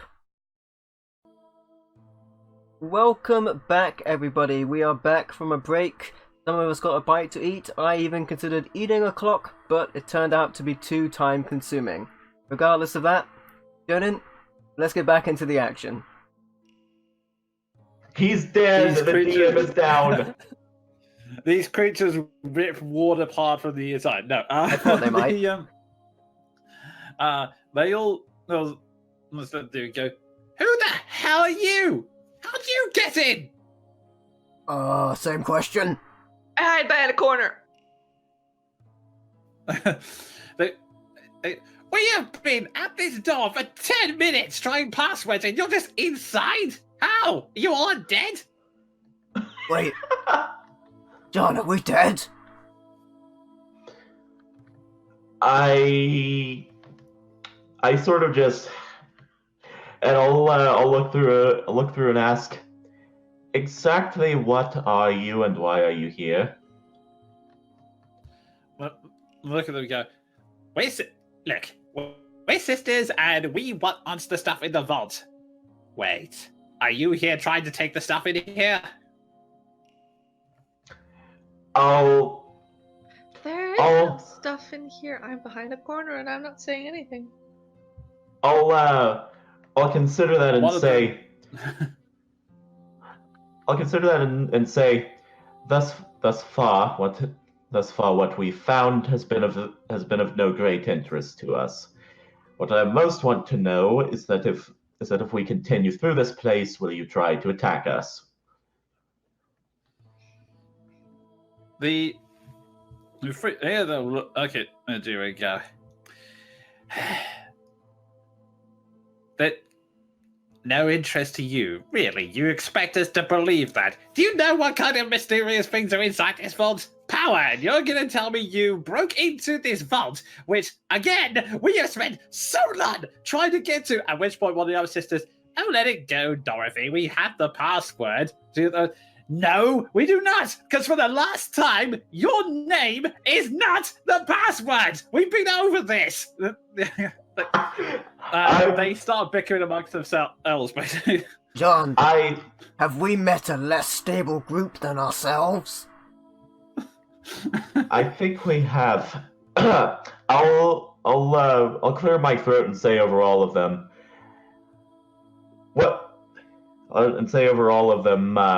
Specifically, what we've found so far are dodgy contracts and the remains of a man who was exploded upstairs. I'm not certain about you, but I'm not keen on selling my soul away to whatever dominates this place.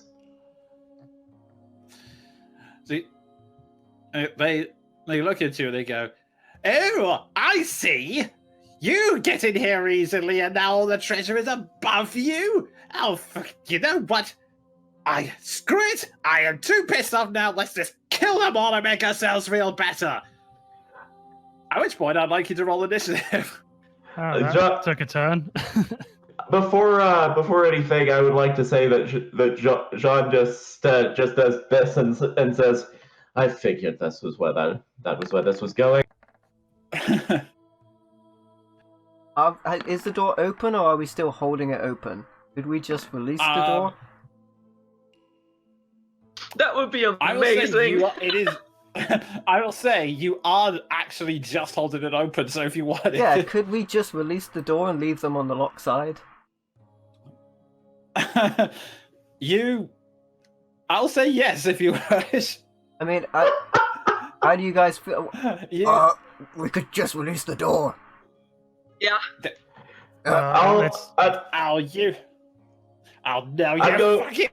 Good luck with the password. We'll flank them and just murder them from the other side. I'll just say through the. Actually, I want this to be my full action. Just regard what they said. Say, have fun, and close the door. The last thing, as both you and Ward just casually let go, the door slowly closes open, and the last thing you hear is them yelling, "Oh, do you motherfucker!" That was what I wanted. Tension diffused. I wonder if there's a sarcophagus in this place that bestows manners. If so, Strahd said no to that one. Ooh. I'll glance at the others and just say, right, back up we go, and keeping in mind to have our eyes peeled for those lovely three when we get back down. Yeah, we'll three of them. They're gonna want to kill us now. We'll probably meet them on the other To side. go around with 4 things trying to kill us when we have a problem that we can deal with, rather than wait for it to come and get us when it's really inopportune. Well, I think they're going to be trying at this door because they really want what's inside. And as far as they know, there's no way out of this place. So they think we're in there. If they've gotten below us, they must have been at one point above us, so they must know the layout of the temple better than we do. They're wanting to kill us. They're probably going to come and find us. There could be other ways in. We don't know. I'll glance at Seth and say, your point is noted, but on the flip side, we now know to expect an attack from those 3. You suddenly hear. I will say because Ward and John are very close to the door. You hear it sort of on the outside of the door, as if it's been battered by something. This door is real big and dirty, though, right? It is really big and sturdy, but you hear something hitting it on the other side. And I'll say to the others hearing that, in any case, it appears that they're trying to come in after us. So if it pleases us, we can make a stand here, bottleneck them to a degree. It wouldn't be tremendous if they have fireballs, though. That would be a bad time. Chain lightning as well. They wouldn't want to damage what's in here. They didn't seem like the brightest of bunches. I suggest that we would go up and flank them, and I mean, they're going to be really preoccupied trying to get in here. I doubt they're going to be paying much attention behind them. I concur. I think we should go around. We don't know how much footway is between us and them. What if they get in here before we get to them, and then they get God knows what powers are here and use them against us, and not just us, but any other people? Did Jonah just roll a broomstick attack? We don't know this. You don't know. Roll 20 was supposed to hide that, but yeah, you hear something cracking against the door now. I misread it and thought it was boomstick, a broomstick attack, and I was like, yes, yes, yes. From the other side of the door, you just hear, groovy. Okay, I suddenly feel less nervous about the impending party conflict. I'll offer my completely pointless opinion and say in character.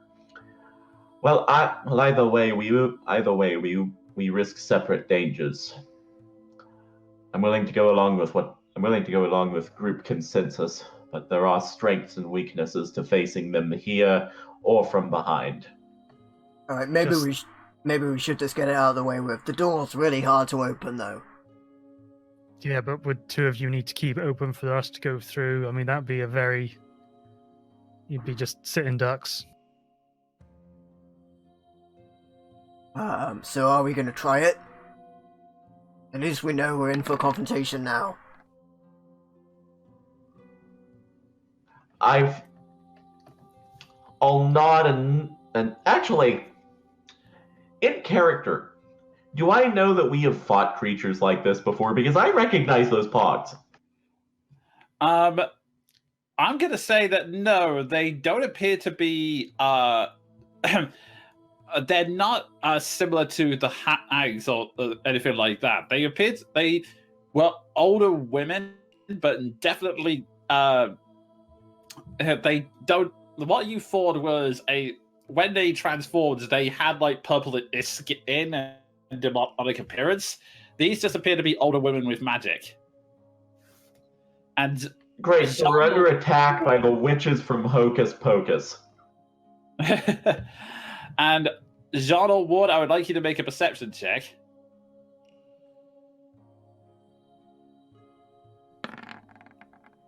I mean, there is 21. one. Okay. There is one test we can do to see if they're witches. Just have to build a bridge out of them. Okay. Ward, you see that the door is cracking, and you notice that there is a slight.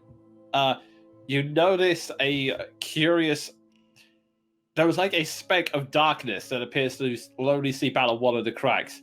Jean, you see the darkness sliver out of the cracks, and you also just hear from the other side.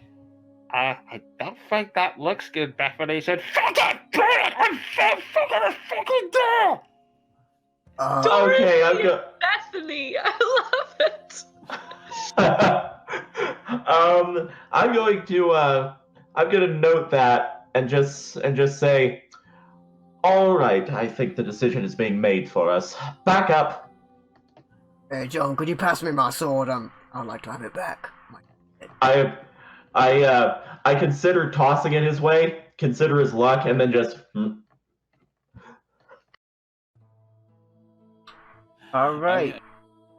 We on Ready initiative? myself. Hold one moment. You continue to hear. I'm backing up. I don't like this. as they...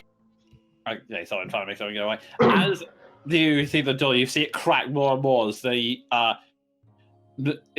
cracks a little further, and the dark energy you're seeing is now more and more ominous as ever as it slowly creeps out. And Keldrin, you would particularly notice it's an energy similar to... Yeah, it is almost exactly the same as the miasma armor. It's... Okay. So, backing away. Yes, so as they start to convert on their energy, would you could all of you just take up which positions you're going to take now? Can we fit alongside the sarcophagi? I will say only like one person can. It's a tight squeeze, but yes. Okay, I'm going to suggest the following. Seth and Keldrin squeeze up there, and then Ward and I protect Maldrath and Casimir. I mean, I think I'm gonna be okay. If Casimir can duck into a corner, that would be dope. Like back here or somewhere. Where he's out of shot. I'll tuck myself in there and maybe I'll be able to squeeze around and murder them from behind, perhaps. Okay. As they continue their assault, it starts... You can hear the assault continuing with this just this actually no, let's go with it. As it continues the pounding against the wall, and you notice the energy is sparking at this point, just sparking crazy the amounts of energy, and then at this point there you go. What? Before Go ahead. The door looks like it's about to break, I would like to cast Spiritual Weapon so I don't have to mess around casting it when they burst through. Okay, fair enough. You create the knife and then look up as they finally burst open the door, and a terrifying explosion of black energy just bursts out almost like a bomb. Let me just check something quickly. Uh-ohs. Yeah, there's the explosion. We're caught in the blast. That's what I want to do. Let's see. Oh no. Yeah. Let's see.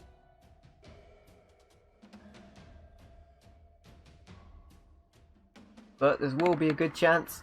Test out our leveled up characters. Okay. I will say... You guys just managed to avoid it. Like, the explosion comes perilously close to Maldrath more than Jean. Like, it's just like a hair's width away from the nose as the energy comes out as you slowly back up. And you actually hear on the other side, and then a cold, eerie silence. Wow. On the other side, and all of them I've turned to dust. What? Okay. They blew themselves up? Or something bigger was behind them and blew them up. You guys.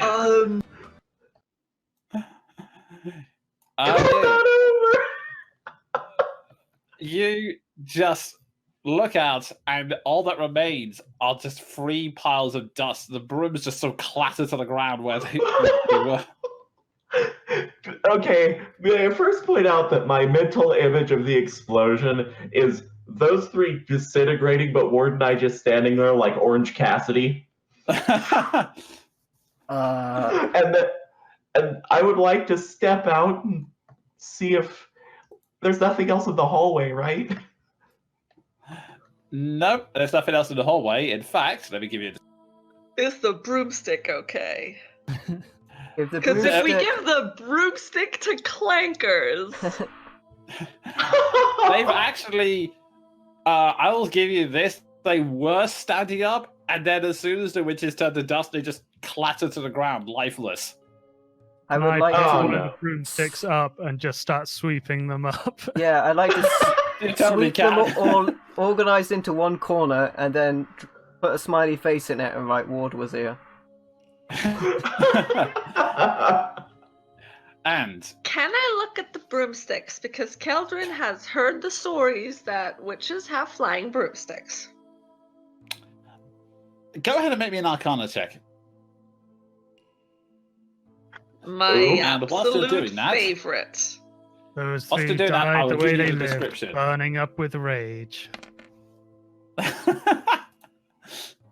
Okay, that's good.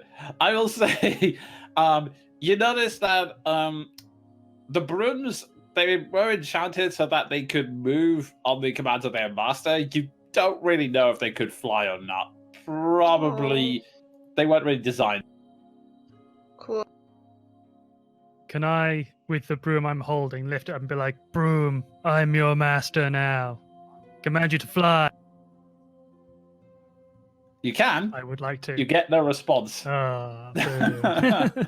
Cool. It is unfortunately just an ordinary broom now. And as for the description, the walls and ceiling of this great hall are coated in amber that glistens like fresh honey. Dust covers the black marble floor. To the north, the hall has collapsed, leaving a wall of rubble.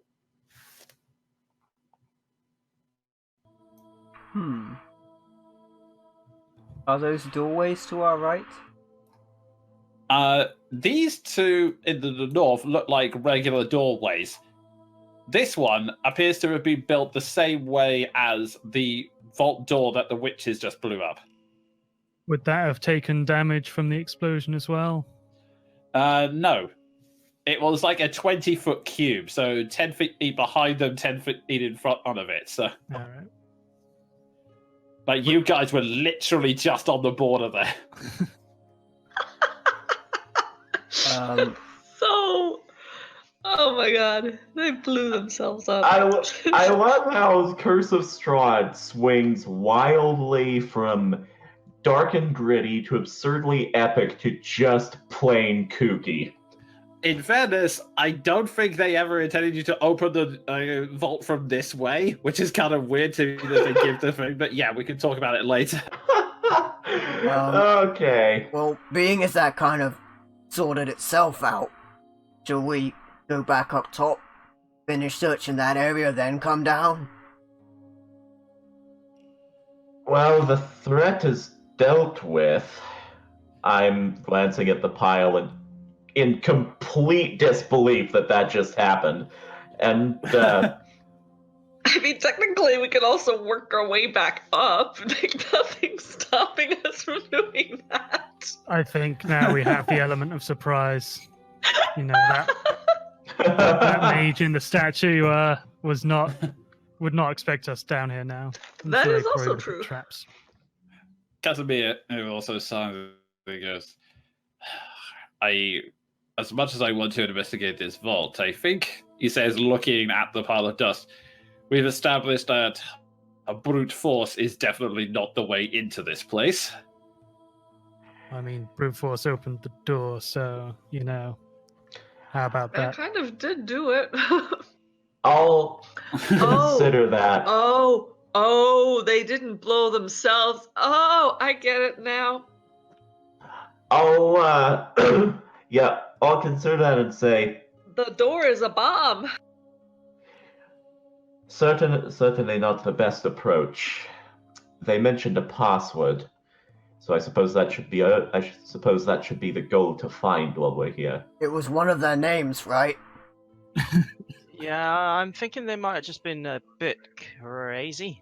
Who's crazy? Who's Alright. Do we look through one of these doors? I mean, I don't know anymore. I mean, I don't want to get exploded and turn into dust. Alright, pushing the Is door that- seemed to I work thought- last time? back up. I'll open the door and get exploded. Oh god. I'm gonna. Which take, door are you trying to open? Nearest. Okay, you push against it, it doesn't budge. It feels the same weight as the vault door. Oh, wow. Okay. Gonna try Oh, and right. And leave it open? Maybe a strength check. I'll assist. Just Just so saying, you know, yeah. I'm 25 foot back from the door. And I'll just say to everyone else, stand back if this goes poorly. 18 is the best.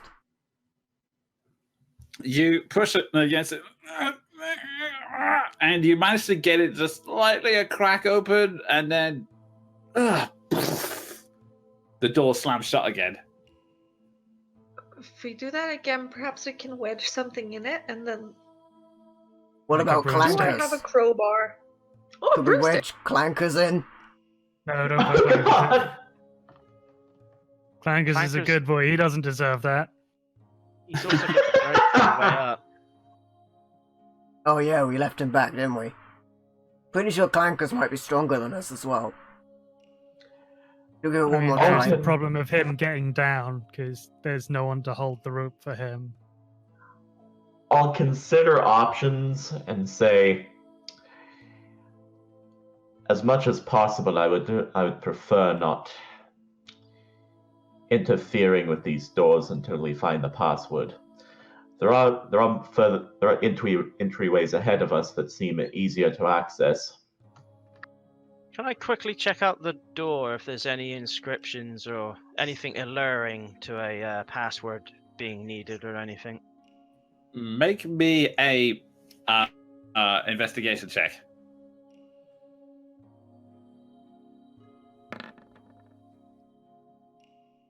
Wow. Okay. You look at the door. You notice that it seems to be a very smooth surface. There's no text or instructions, but you get the sense that it's not only the door's thick, but the energy you saw in there. You start putting two together, think, okay, that was acting as some kind of additional magical lock that was reinforcing the door, and so the only two ways in are to either brute force it, but that requires a lot of it. Try and push it open, but that requires insanely, almost inhuman levels of strength. And the others would be finding the password. Trying to destroy the door itself releases the energy inside.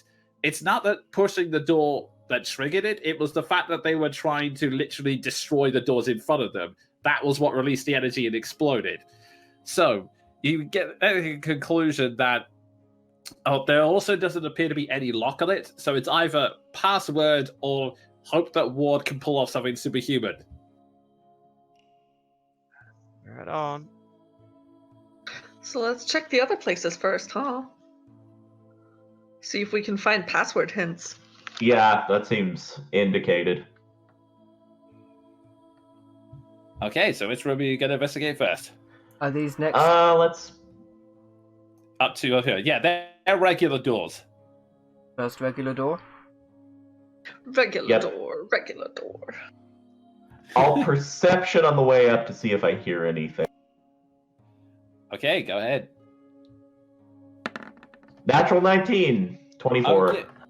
Everything seems to be still and quiet so far, especially in regards to these rooms. You think that the witches are probably the only people that were in this corridor or in these rooms specifically. So you're thinking that the coast is clear for the moment. I'll. And sorry. Oh, well, you do some stuff. I'll glance at Ward and just say, through here, you suppose? Onwards and upwards? Alright. As you step inside,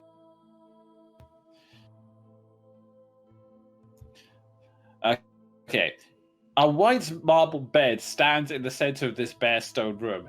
The mattress has long since rotted away. Golden hawks perched atop the bed's corner posts. The room's remaining furnishings have been reduced to dust-covered heaps. Cobwebs cover arcane sigils carved into the walls.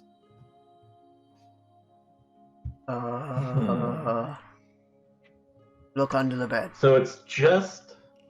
Yeah, so it's just the bed, the floor, and some sigils. Interesting. That's it, really. You look under the bed. There doesn't appear to be anything now, unfortunately. Can I have a look at the sigils and see if they mean anything to me? Can Alrighty. Mr. Velikov help with that? He's pretty much just sort of standing outside at the moment. He's not that interested. In that case, I'll try to help. Should I do a religion roll? Or would it be No, more- this is Arcana, I'm afraid. Ooh. Advantage from me. Because Please Mr. don't say- Velikov's being a douche. Oh, brilliant. Oh! Nice. You look around, it's thankfully, it seems to be alarm spell that lost its power. It's you quickly realize that, oh wait, it was probably an alarm just to make sure that nothing in here was stolen or no one broke in. It seems to have unfortunately faded since then. Kind of like how the dragon trap spell outside the knight's home would have been powerful at its time, but it's now pretty much died, and all that's left is the sigil carvings up there. Would I be able to go back to the room we came from and see if there's any sigils in there? Because you'd have thought that there would have been sigils in every room. With a natural 20, I'll expedite this and say that, surprisingly, no. This seems to be the only room that has those sigils in, which you start to think, maybe it was just like a really picky and maybe possessive wizard who just wanted to make sure his stuff wasn't taken. Can we take his stuff? Is his stuff there? Unfortunately, all that's there is the bed, and the only thing that even seems even remotely intact, just slightly dusty, are the golden hawks that are on top of the bedpost. Are they gold? Gold? I will say, because of your appraisal ability, yes. I'm gonna take them off. You managed to... Yeah, you managed to unscrew them, and even then, the wood itself is not in great condition, so if that fails, you can snap it off. So yeah, you now have 2 golden hawks. And they're screw-on, so in theory, that makes them like a pommel, which means if worse comes to worse, you can end them rightly. Oh, God. The next door. Oh, the next door. yes. I suspect more of the same. Okay. I will say, first off, I will say that I will give this to you, Eldrin, because of your background, and also because I will probably forget otherwise. They are worth 250 gold each. Holy Moses! Okay, and as you enter...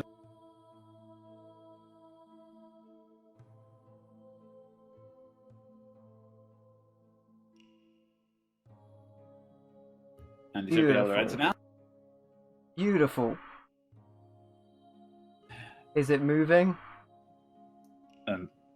The furnishings of this barestone room have succumbed to decrepitude. Standing in the center of the room, its head scraping the 10-foot-high ceiling, is a vaguely man-shaped construction made of dark wood and riveted iron. Its helmeted head stares blindly in your direction. Cobwebs stretch from this terrible artifice to the wrecked furniture that surround it. And no, it's not moving.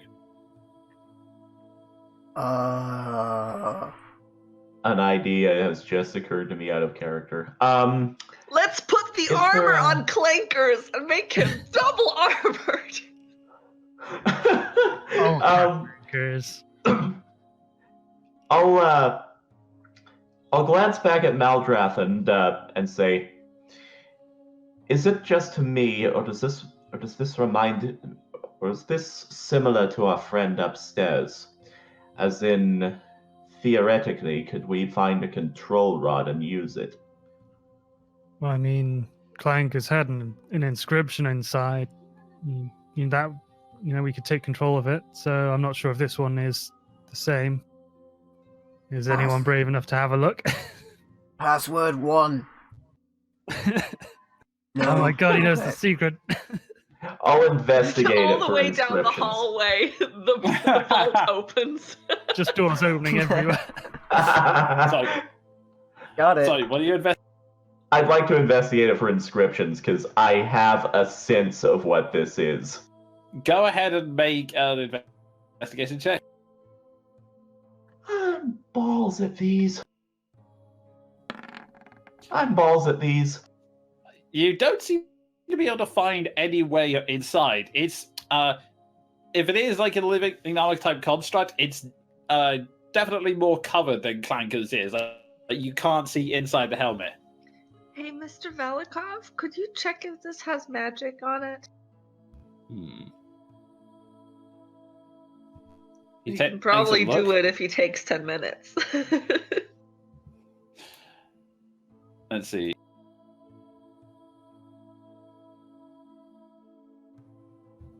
He looks at it and goes, doesn't appear to be any kind of inscription on here.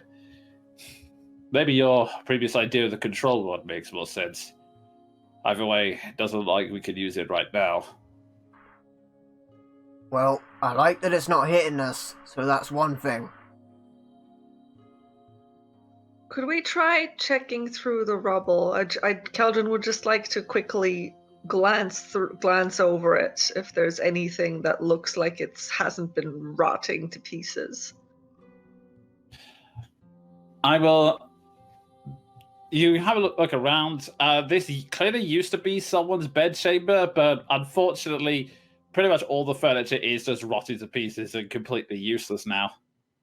Okay. I kind of kick some stuff around to see if there's anything hidden underneath, or I don't know. It crumbles to Just dust. sift through. Okay. Okay. I'm going. Yeah, let's keep moving on, room to room. Okay. At least it didn't attack us. That's a plus. Mm-hmm. I'll add to that, and if we do find some way to control it, it's another asset.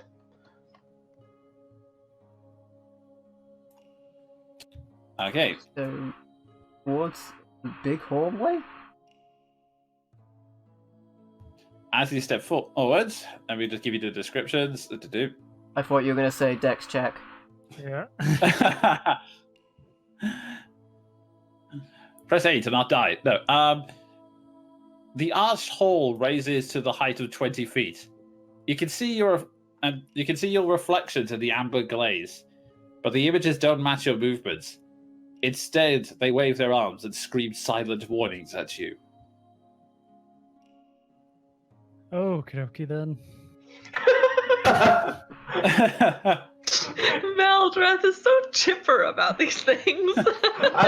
It's like, your reaction just now totally reminds me of my own personal thing. I have a spider scale of spider, nope, and alrighty then, and I feel that applies to this situation. Is that another giant statue, or have we come back around? Actually, you've come back around. This is what the lower floor looks like.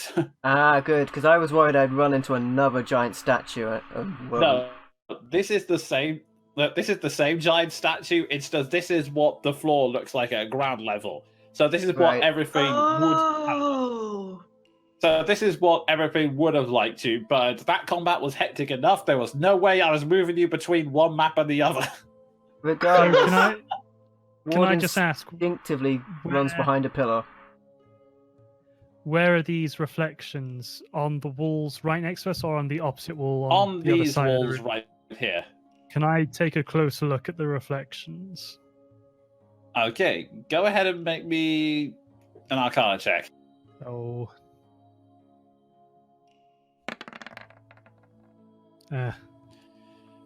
This is a really strange thing.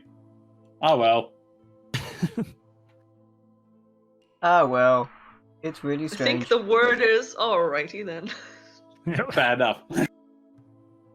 If the upstairs seem to be mirrored, perhaps it is down here, and there should be more vaults across the hall. I mean, I'm just Potentially. saying that these reflections aren't doing what we're doing. That Yeah, doesn't they're happen basically- normally. Yeah, they're basically just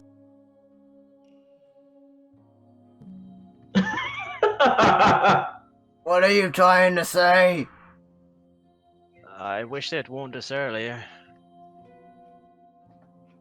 I'm gonna do a dance that I did to open the other door. You try the dance, nothing happens. That's still the funniest thing you have ever done, MVL. That was your peak In of fact, comedy gold. The ceiling's in not fact, very high on what that. it does is get your. In fact, it only all it does is cause you.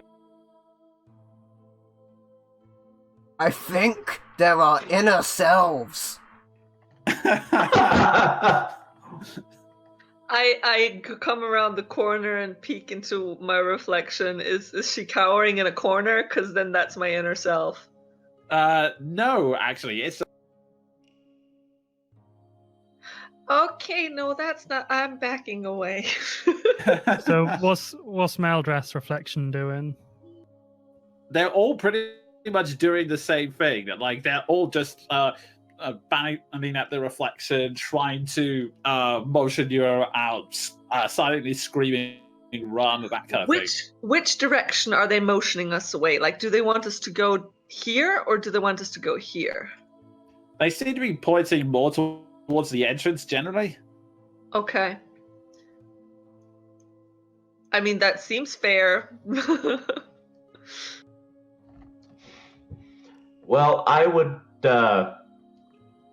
I'm just gonna write that off as another great mystery of Barovia and just keep going into the next room.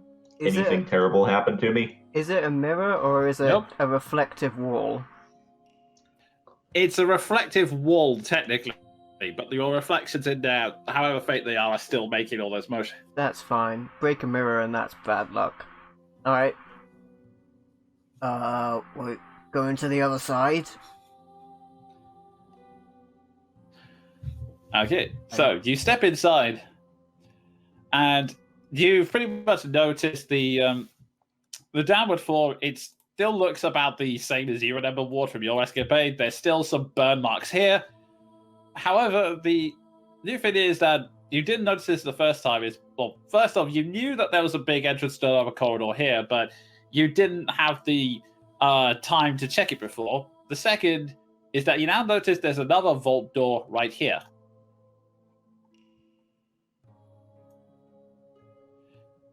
And another vault one over here. Wow. These are much bigger doors than the previous ones, right? Yes. These vault doors, they're much wider, but you can tell that they're built the same, and you think they must have a similar system going on. Can we check the other corridor first? Being as we can go around now. Go out the upper area and then come to these big doors. They're probably going to need a password or be really hard to open. I'll nod and say, best to clear what we can for now. Has the reflections changed now that there's like 3 people gone forward? The reflections have gone. It is just your reflection and Casimir's that are doing the whole run for your lives motions. Oh, so it's just... Interesting. Okay, so you're moving on to the next corridor? That's the plan, I think. Is the Okay. light supposed to be restricted down here at the minute? Where restricted where, sorry? Where we are, because I can only see about 20 foot in front of me and around me at the minute. Yeah, it's got dynamic lighting on. I don't know why this area is so dark, but yeah. Let's see. I'll give you a bit more light in this section. So now we're in the main thing. Would I be able to call Clankers to come down and regroup with us? Yeah, sure. While he does that, could I check out these wizard statues? This one is broken, yeah? But the others seem to be intact. Okay. Yep, is that better, Seth? And yes, they are. Yeah, all good. I'd like to just inspect them, see if they're exactly the same, if there are any differences about them. Okay, go ahead and make me an investigation check. Ugh. Seth, help. Yeah, I can assist. I'll assist you. Yep, fair enough.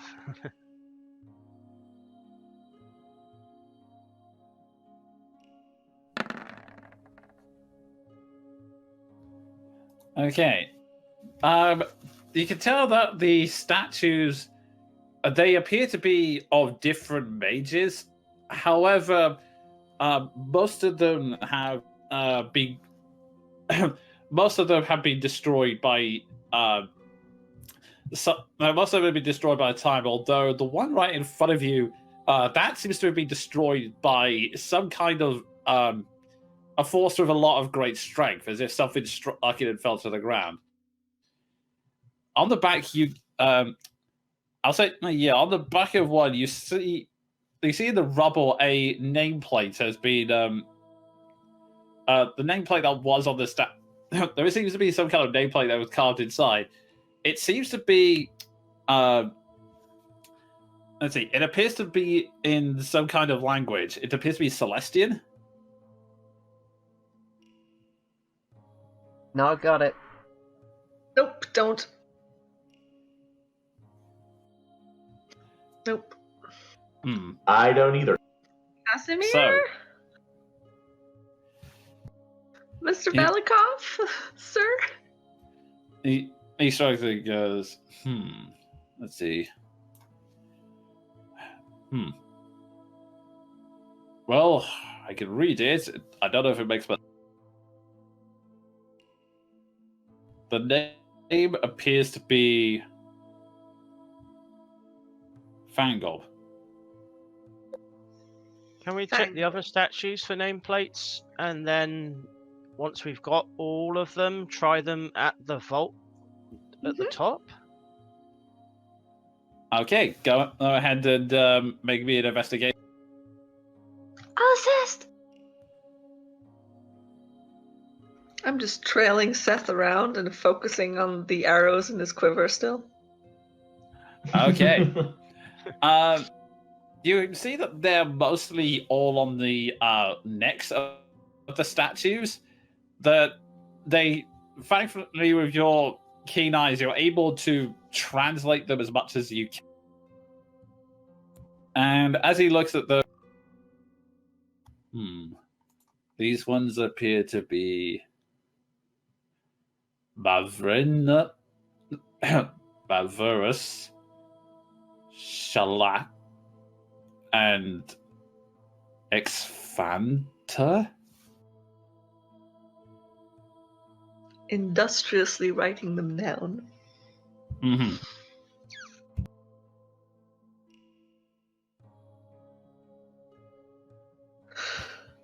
Do we want to circle back and try it on the vault?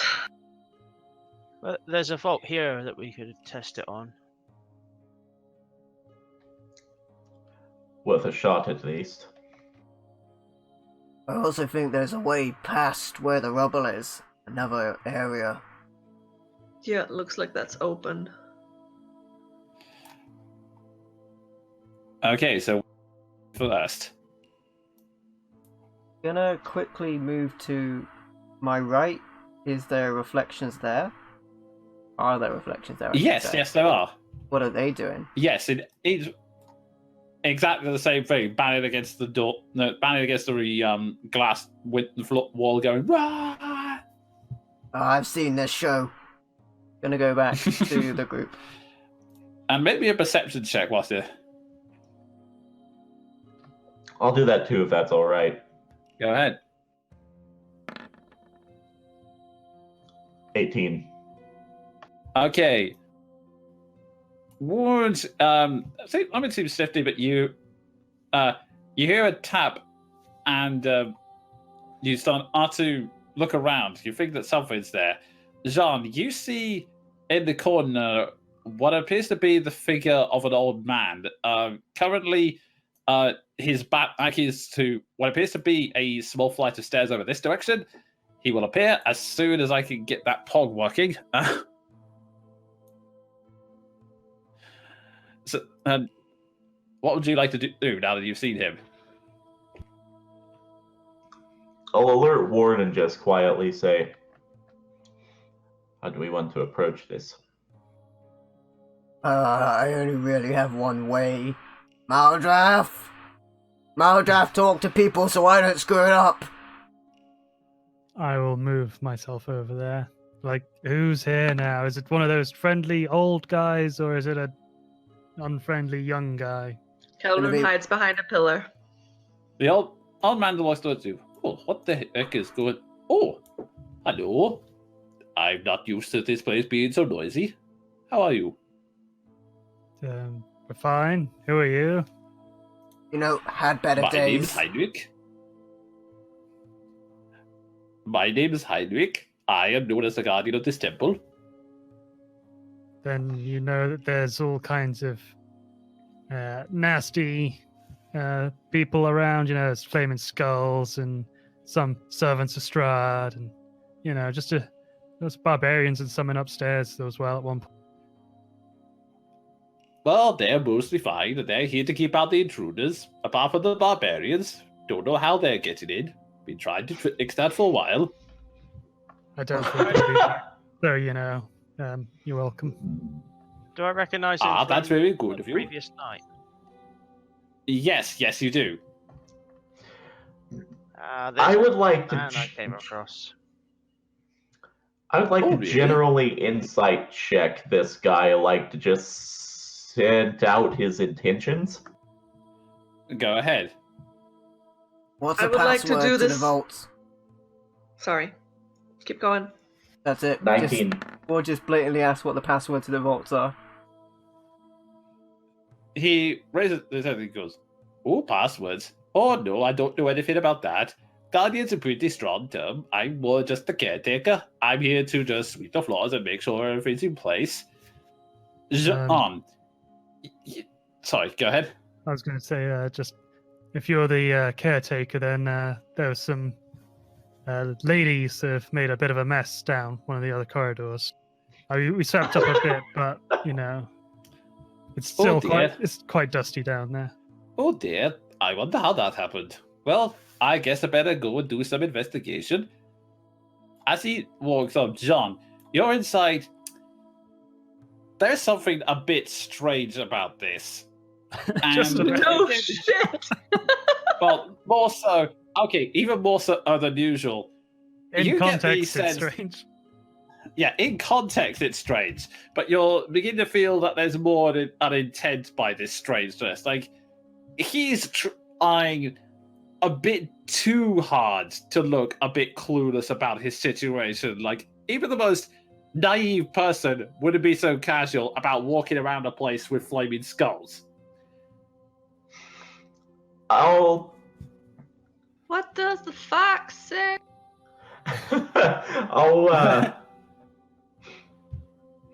Out of character. I'll say in character. For a mere caretaker, you seem rather lax about roaming such a place. With Oh, you John know, having alerted my suspicion, can I also do an insight check as he keeps talking? Go ahead. As you do that, he goes, "Oh, well, you know, when you live here for a long time, you know how to duck in and out of places." Just how long is long? Very long. I haven't really given it much thought. Eldrin, you'll begin to notice the same thing as Jean. Like, he's trying that little bit too hard. Especially the voice. It's definitely not his natural voice. I'm starting to frantically wave to Casimir to get behind cover. Can I see if he's got a reflection on the wall? Oh. He's not stepped into that area yet. He's When got he to go does, that I way, though, wanna- right? To clear up the mess. I want to Yes, keep an yes, eye yeah. on that, see if he's got Yeah. a reflection on the wall. Okay, Yeah, I'll say, well, whoever you are and however long you've been here, I'm not entirely sure I believe you when you say you know nothing about the vaults. I understand secrecy, but a man who's been here as long as you have should surely know something. I'm just sort of doing that leading along thing into the corridor. Okay. He goes, he actually, as you're doing that, he takes a step back and goes, "Oh, I think you give me too much credit. I'm only in charge of sweeping up. The vaults are shut pretty tightly. They don't trust people like me with them." There's 2 rooms up there that are pretty dusty. Do they just not? I'm behind a pillar. I'm just like peeking out. Do they just not count? Oh, well, those people are very secretive. They did not want me going in there. I'm going to I'm gonna say something as sort of a test. I'm going to say, well, if you're the caretaker, then you might care to know that the women we mentioned destroyed one of the vault doors. He raises it, and he goes, "Oh, goodness, that's unfortunate. I'm going to have to try and find something to replace them. Make me an insight check." Would I be able to insight as well? Yeah, sure. I will say you two are the closest. Oh, that was almost a natural 20! Jean, the answer is a bit suspicious, and you don't really know what to make of it. Mado, you noticed that when he first said that, his eyes actually kind of widened, and this sort of thing widened, then had a little trick of rage, and then went, "Oh, well, you know." So it got a reaction out of him. Well, I guess I better go and find some new door materials. I best be on my way. And he starts to try and walk back towards these stairs. I'll be like, just hold on. Where are my manners? Let me show you exactly where everything is, and I'll sort of move to sort of lead him towards where we've come from. BRB Maldrath is brilliant. Okay. That's not necessary. I know my way around the building. I think I can know which doors is broken. I mean, there was, these ladies were using some serious magic. It'd be, I just couldn't live with myself if something terrible. If there was more just danger down there, especially You have a unicorn old man behind like you. It's very cute. You're being upstaged. It's my Maldrath familiar. Aww. That's adorable. Yeah. As I was saying, I just couldn't live with myself. A kindly old man like you meeting a terrible end at some, it'd be terrible. Wouldn't even be worth thinking about. Come on, let's just have a look over this way. Make me a deception check and give the unicorn a pat.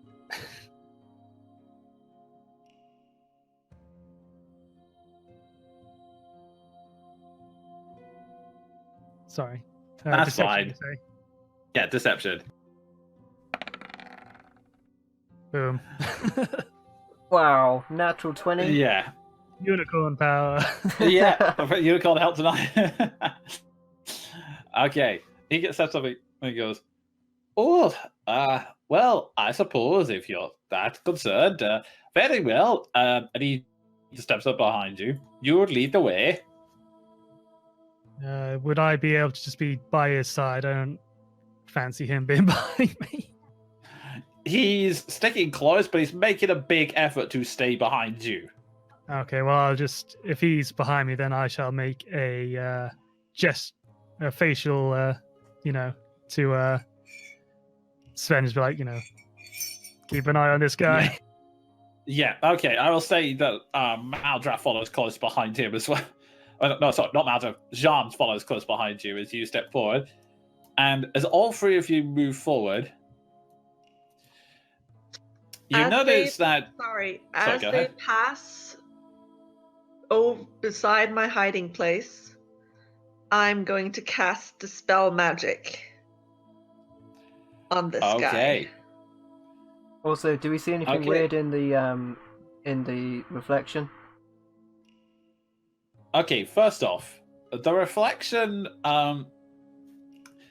he still appears as himself, the old man, still banning on the or gesturing. And he notices you're all staring at that and goes, "Oh yes, those reflections are very weird." Yes, we've And- noticed. Alright, and Kendra, go ahead and make me a roll for Dispel Magic. If it's a spell of 3rd level or lower, it just ends. And I'm gonna make that. If it's not if it's above 3rd level, then I make. Let me double check. Oh. Oh!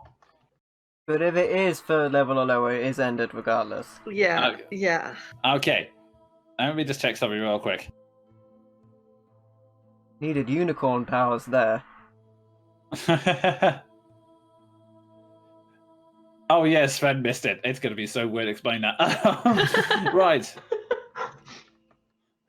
Okay, Oh my so god, Maldraft's deception check. You bluffed the shit out of that guy. Yeah, so he's now following you, assuming that you only want to help. Let's see. Oh god. The good thing is that if he doesn't have anything on him that's dispellable, then he won't really notice when I'm done. Yeah, well, okay. But what are the odds of that happening? Well, okay. I'm gonna say, because it's not actually telling me. Oh, you know, Okay, he's that- just a weird guy walking around the place, you know. It Okay, sounds I'm gonna weirdly say. Geordie. I am going to say that as you activate that, the shape suddenly shimmers, and it's not quite enough to dispel it, but it is enough to see two fox ears appearing behind along his tail. And Bolt! as I he- hide in as this he- alcove. As he looks at as he's staring at the reflection whilst it's going on, so he sees this happening and then goes, "Oh dear, I would Well- like. goodbye."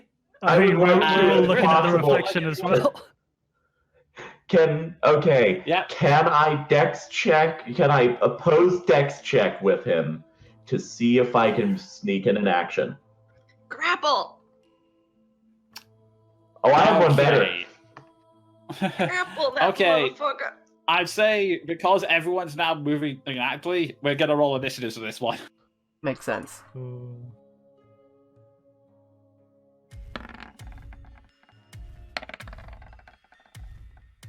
Bugger.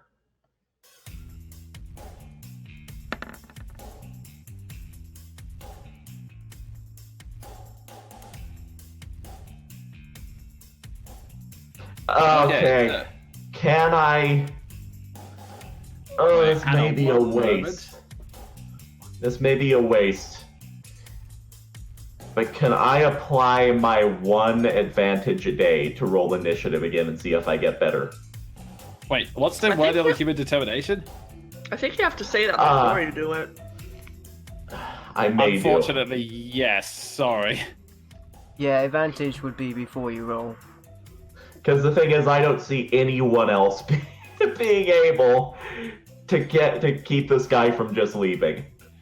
Okay, so we have Keldrin at the top, followed by Seth, followed by.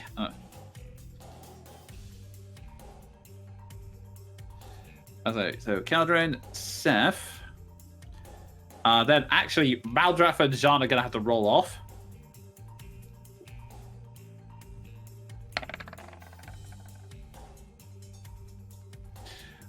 Okay, so it's then them, followed by Maldraff, followed by Jean, and then followed by Ward.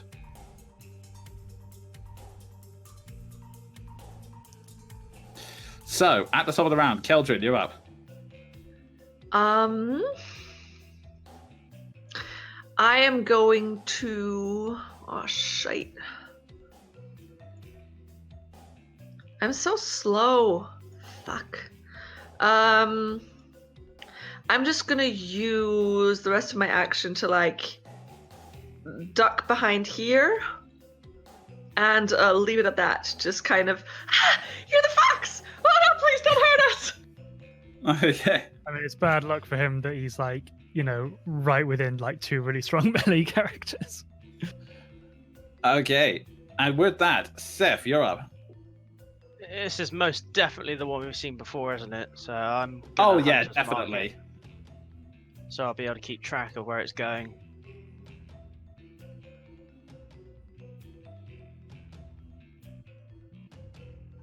Oh, Hunter's Mark. I'd forgotten all about that. So does Laura Bailey. At least I'm not the one using it. And yeah, I'm not even going to question it. I'm going to shoot it with arrows. Go for it. They're still flaming. With advantage for the first round. Oh, yeah, sharpshooter it.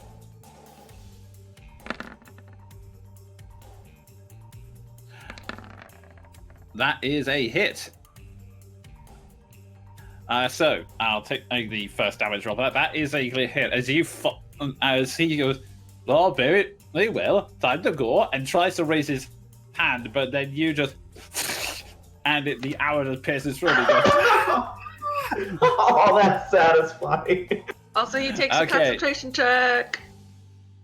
Okay. I'm going to say at this point, just to expedite this, he drops his appearance completely at this one. What does the fox say? Incidentally, what a fox says in real life, screaming. Okay, and he takes 21 points of piercing. And then I'm going to follow up with a... Oh, wait, and a d6 for hunters. Let's see. I was including the first damage roll, so it's 17 plus. Oh yeah, right, because it's a separate roll. Okay, that's. And then I'm going to go in for a second sharpshooter with the Colossus Slayer, Hunter's Mark, a flaming arrow. Yeah. Oh my god. I love giving Seth extra dice. Oh, that was almost a nat 20. Yeah, that's another definite hit. Going on the.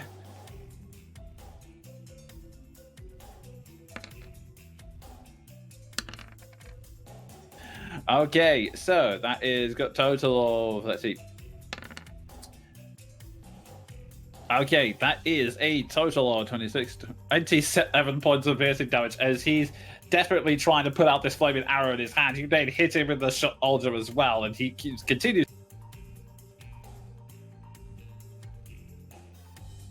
Don't like fire so much when it's on you, do you? This time it's personal. And on that note, it comes round to them as he's screaming and goes, and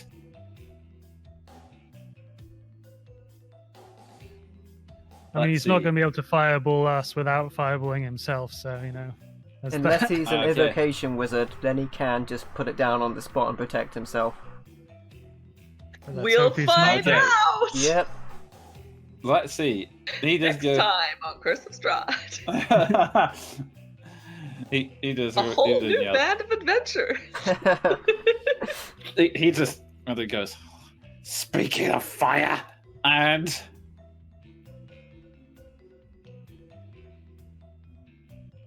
Maldraff, Ward, and Jean, I'm gonna need you to make dex rolls. And he's gonna make one as. Oh man, yeah, I fail. Totally incinerated himself. What's the radius on that? Because 20 foot Maldraff, blast is about 8 squares. Maldraff, don't forget your ring of evasion. I know. I think 15 should do it, I hope. I get That advantage also on... means that you take no Let me damage. double check, yeah. I get advantage on this, right? Because I can see it. I believe so, yes. And let me just double check.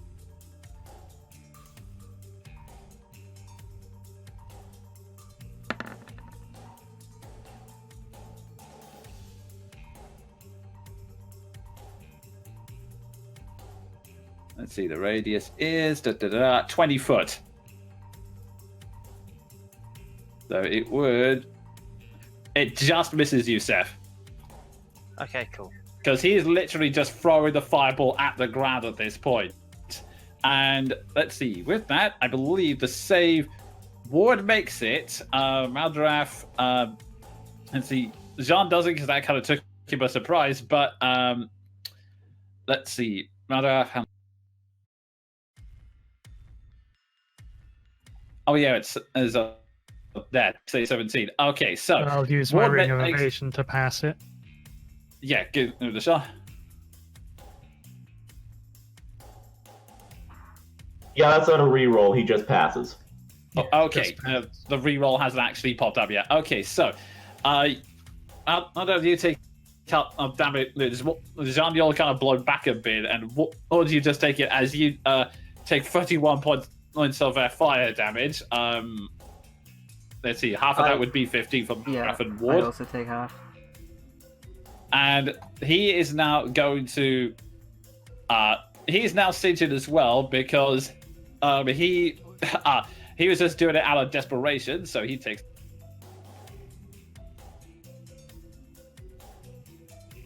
Healthy 39 points of damage. and he's now just going to try and book it at this point. Attack of opportunity. Yeah. Oh, wait, that's not what I meant to do. He's going so fast, he's just like stretching out. He's just a blur. So yeah, what Jean and Maldraff, you can make an attack of opportunity. Maldraff hits. I'm gonna go for the first thing that I can reach, which is in fact my silver sword. Okay. There'll be an extra 8 on No. top of that as well. Okay. Jean, you miss as you're just trying to recover from the attack. Maldraff, you managed to thrust the spear into his back as he's running away. He takes a total of, you said an extra 8, right? Yeah. Okay, so 5 plus 7. Okay, so he takes a total of 20 points of damage as he's pierced in the back, and now he's like haggard and just running heavily and just goes, damn you all! And Asamir is now walking forward and holding magic spells just in case. And with that, we come to Maldraff. You're up. 2 seconds.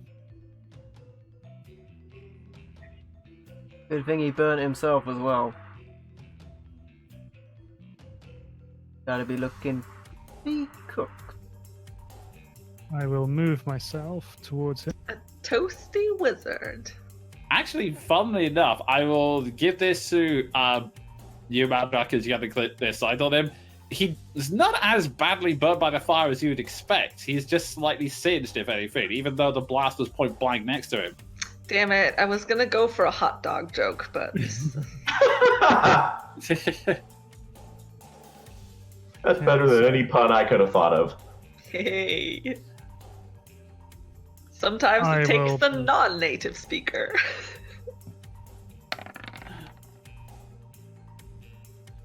I will That do that. hits as And also, I will really go to town on this guy.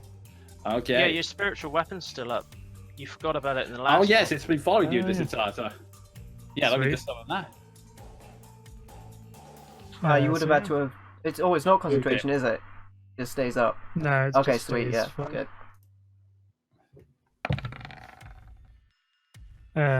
Yeah, so +8, and then also the hell is Twice your cleric level plus 5, right? that's the one, yeah. 23. 23 necrotic. Okay. He He so it's 23 in total. Okay, he tries to run away, but okay. Spiritual He weapon. tries to run away. The spiritual weapon slams down in front of him, which causes him to stop on the back foot. As you come round, almost practically slide in front of him on the marble floor before raising the spirit, and he just like the last thing he can do is just scream, no, wait, you don't! As the spear runs straight through him. Oh. You foxed him up.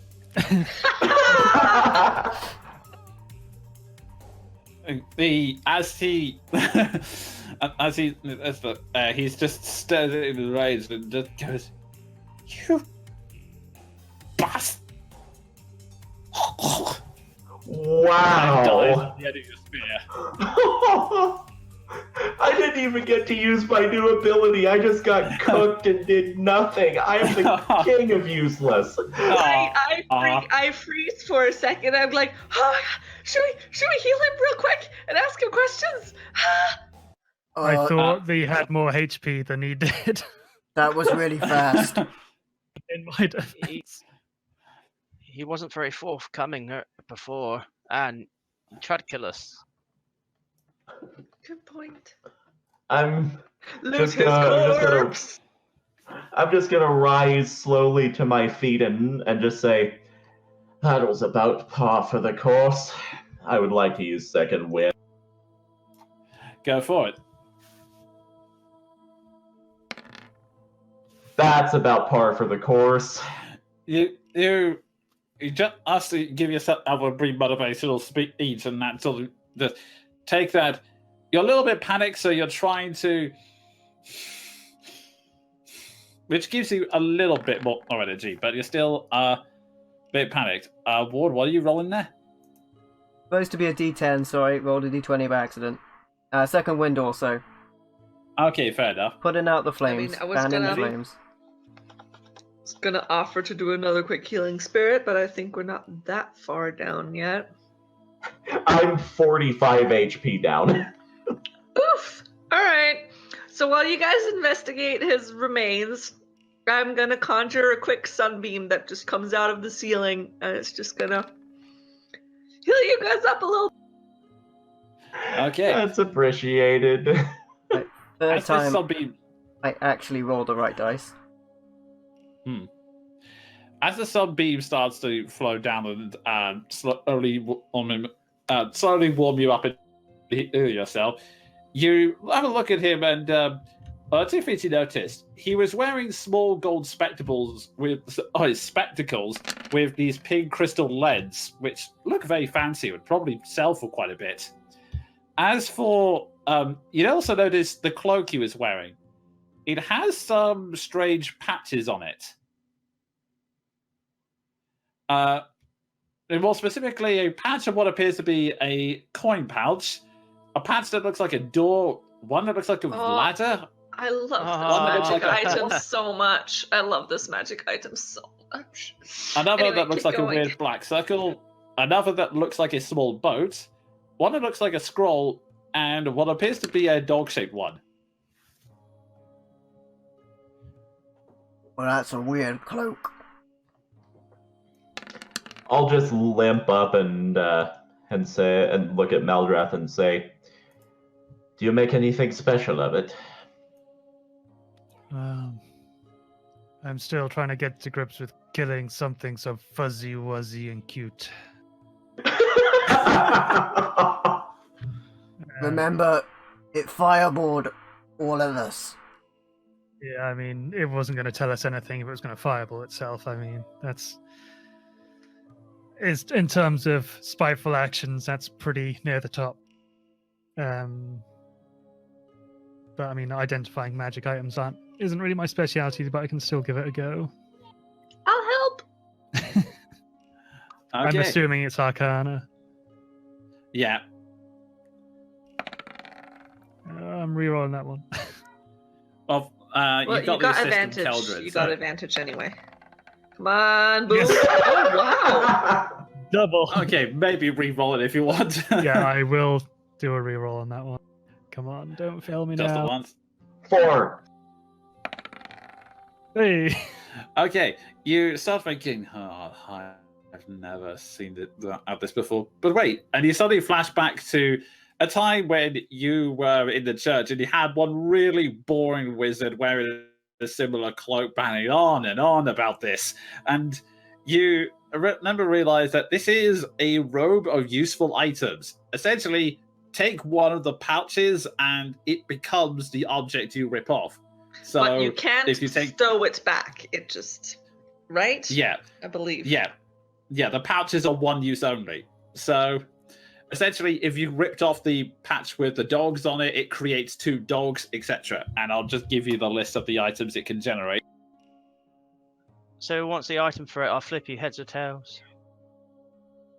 I mean, who's gonna make the most use of it? I suppose. What was on it? A boat, Okay, a ladder, okay. dogs. If we There you want to go. do, I kind of feel like this needs to go to Ward.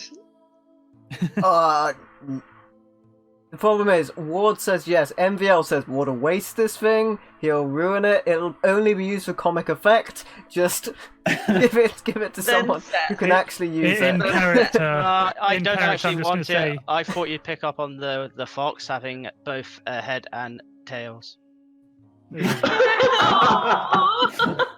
Your stealth roll on that joke was too good. Yeah.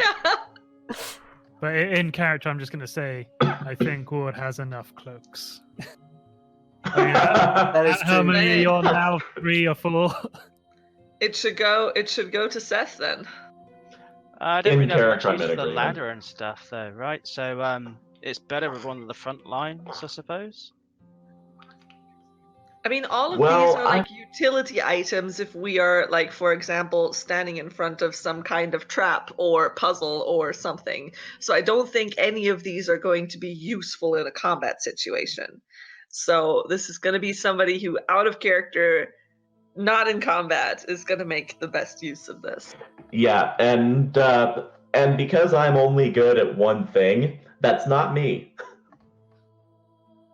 I mean, if there's no takers, I suppose I'll have it, I guess. I've got some fairly good sort of utility spells should we get, in over our heads. I suppose that could augment them somewhat. Just remind me I've got it because I'm terrible at remembering that I've got magic items. Okay. Alright, so we had that and some spectacles that looked valuable. They didn't look magical. No, they're pretty much just really fancy spectacles. Fancy them. spectacles. It's sort of like it's an object that's it's just been made with gold for no reason other than showing off, essentially. Oh wow, great. So I'm just imagining those glasses you get at like New Year's Eve that have got like, the year like made into the frame. Yeah.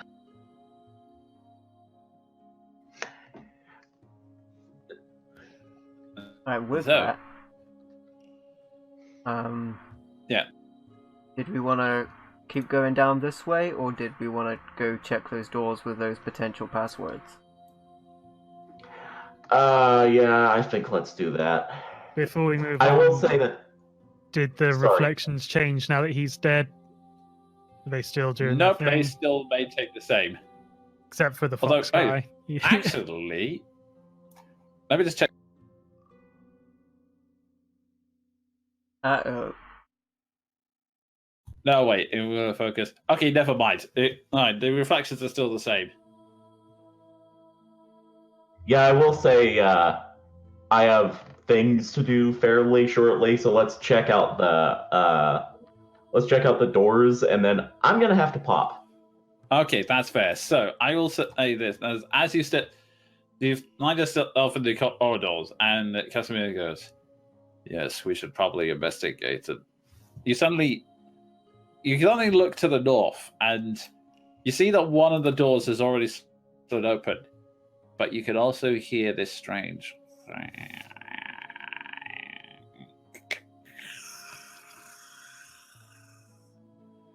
sound coming from just inside it. Doesn't sound like foxes. It's the grudge. And that's where we're going to end tonight's session. I love how we end on. It doesn't sound like foxes. Oh man, dear. magical items! I'm so happy. Well, let's just hope it's not another rain of fireballs. Then we'll all pop off. Yeah. It's like essentially that's the thing with the Amber Temple. It's incredibly dangerous, but there's a ton of magic stuff here.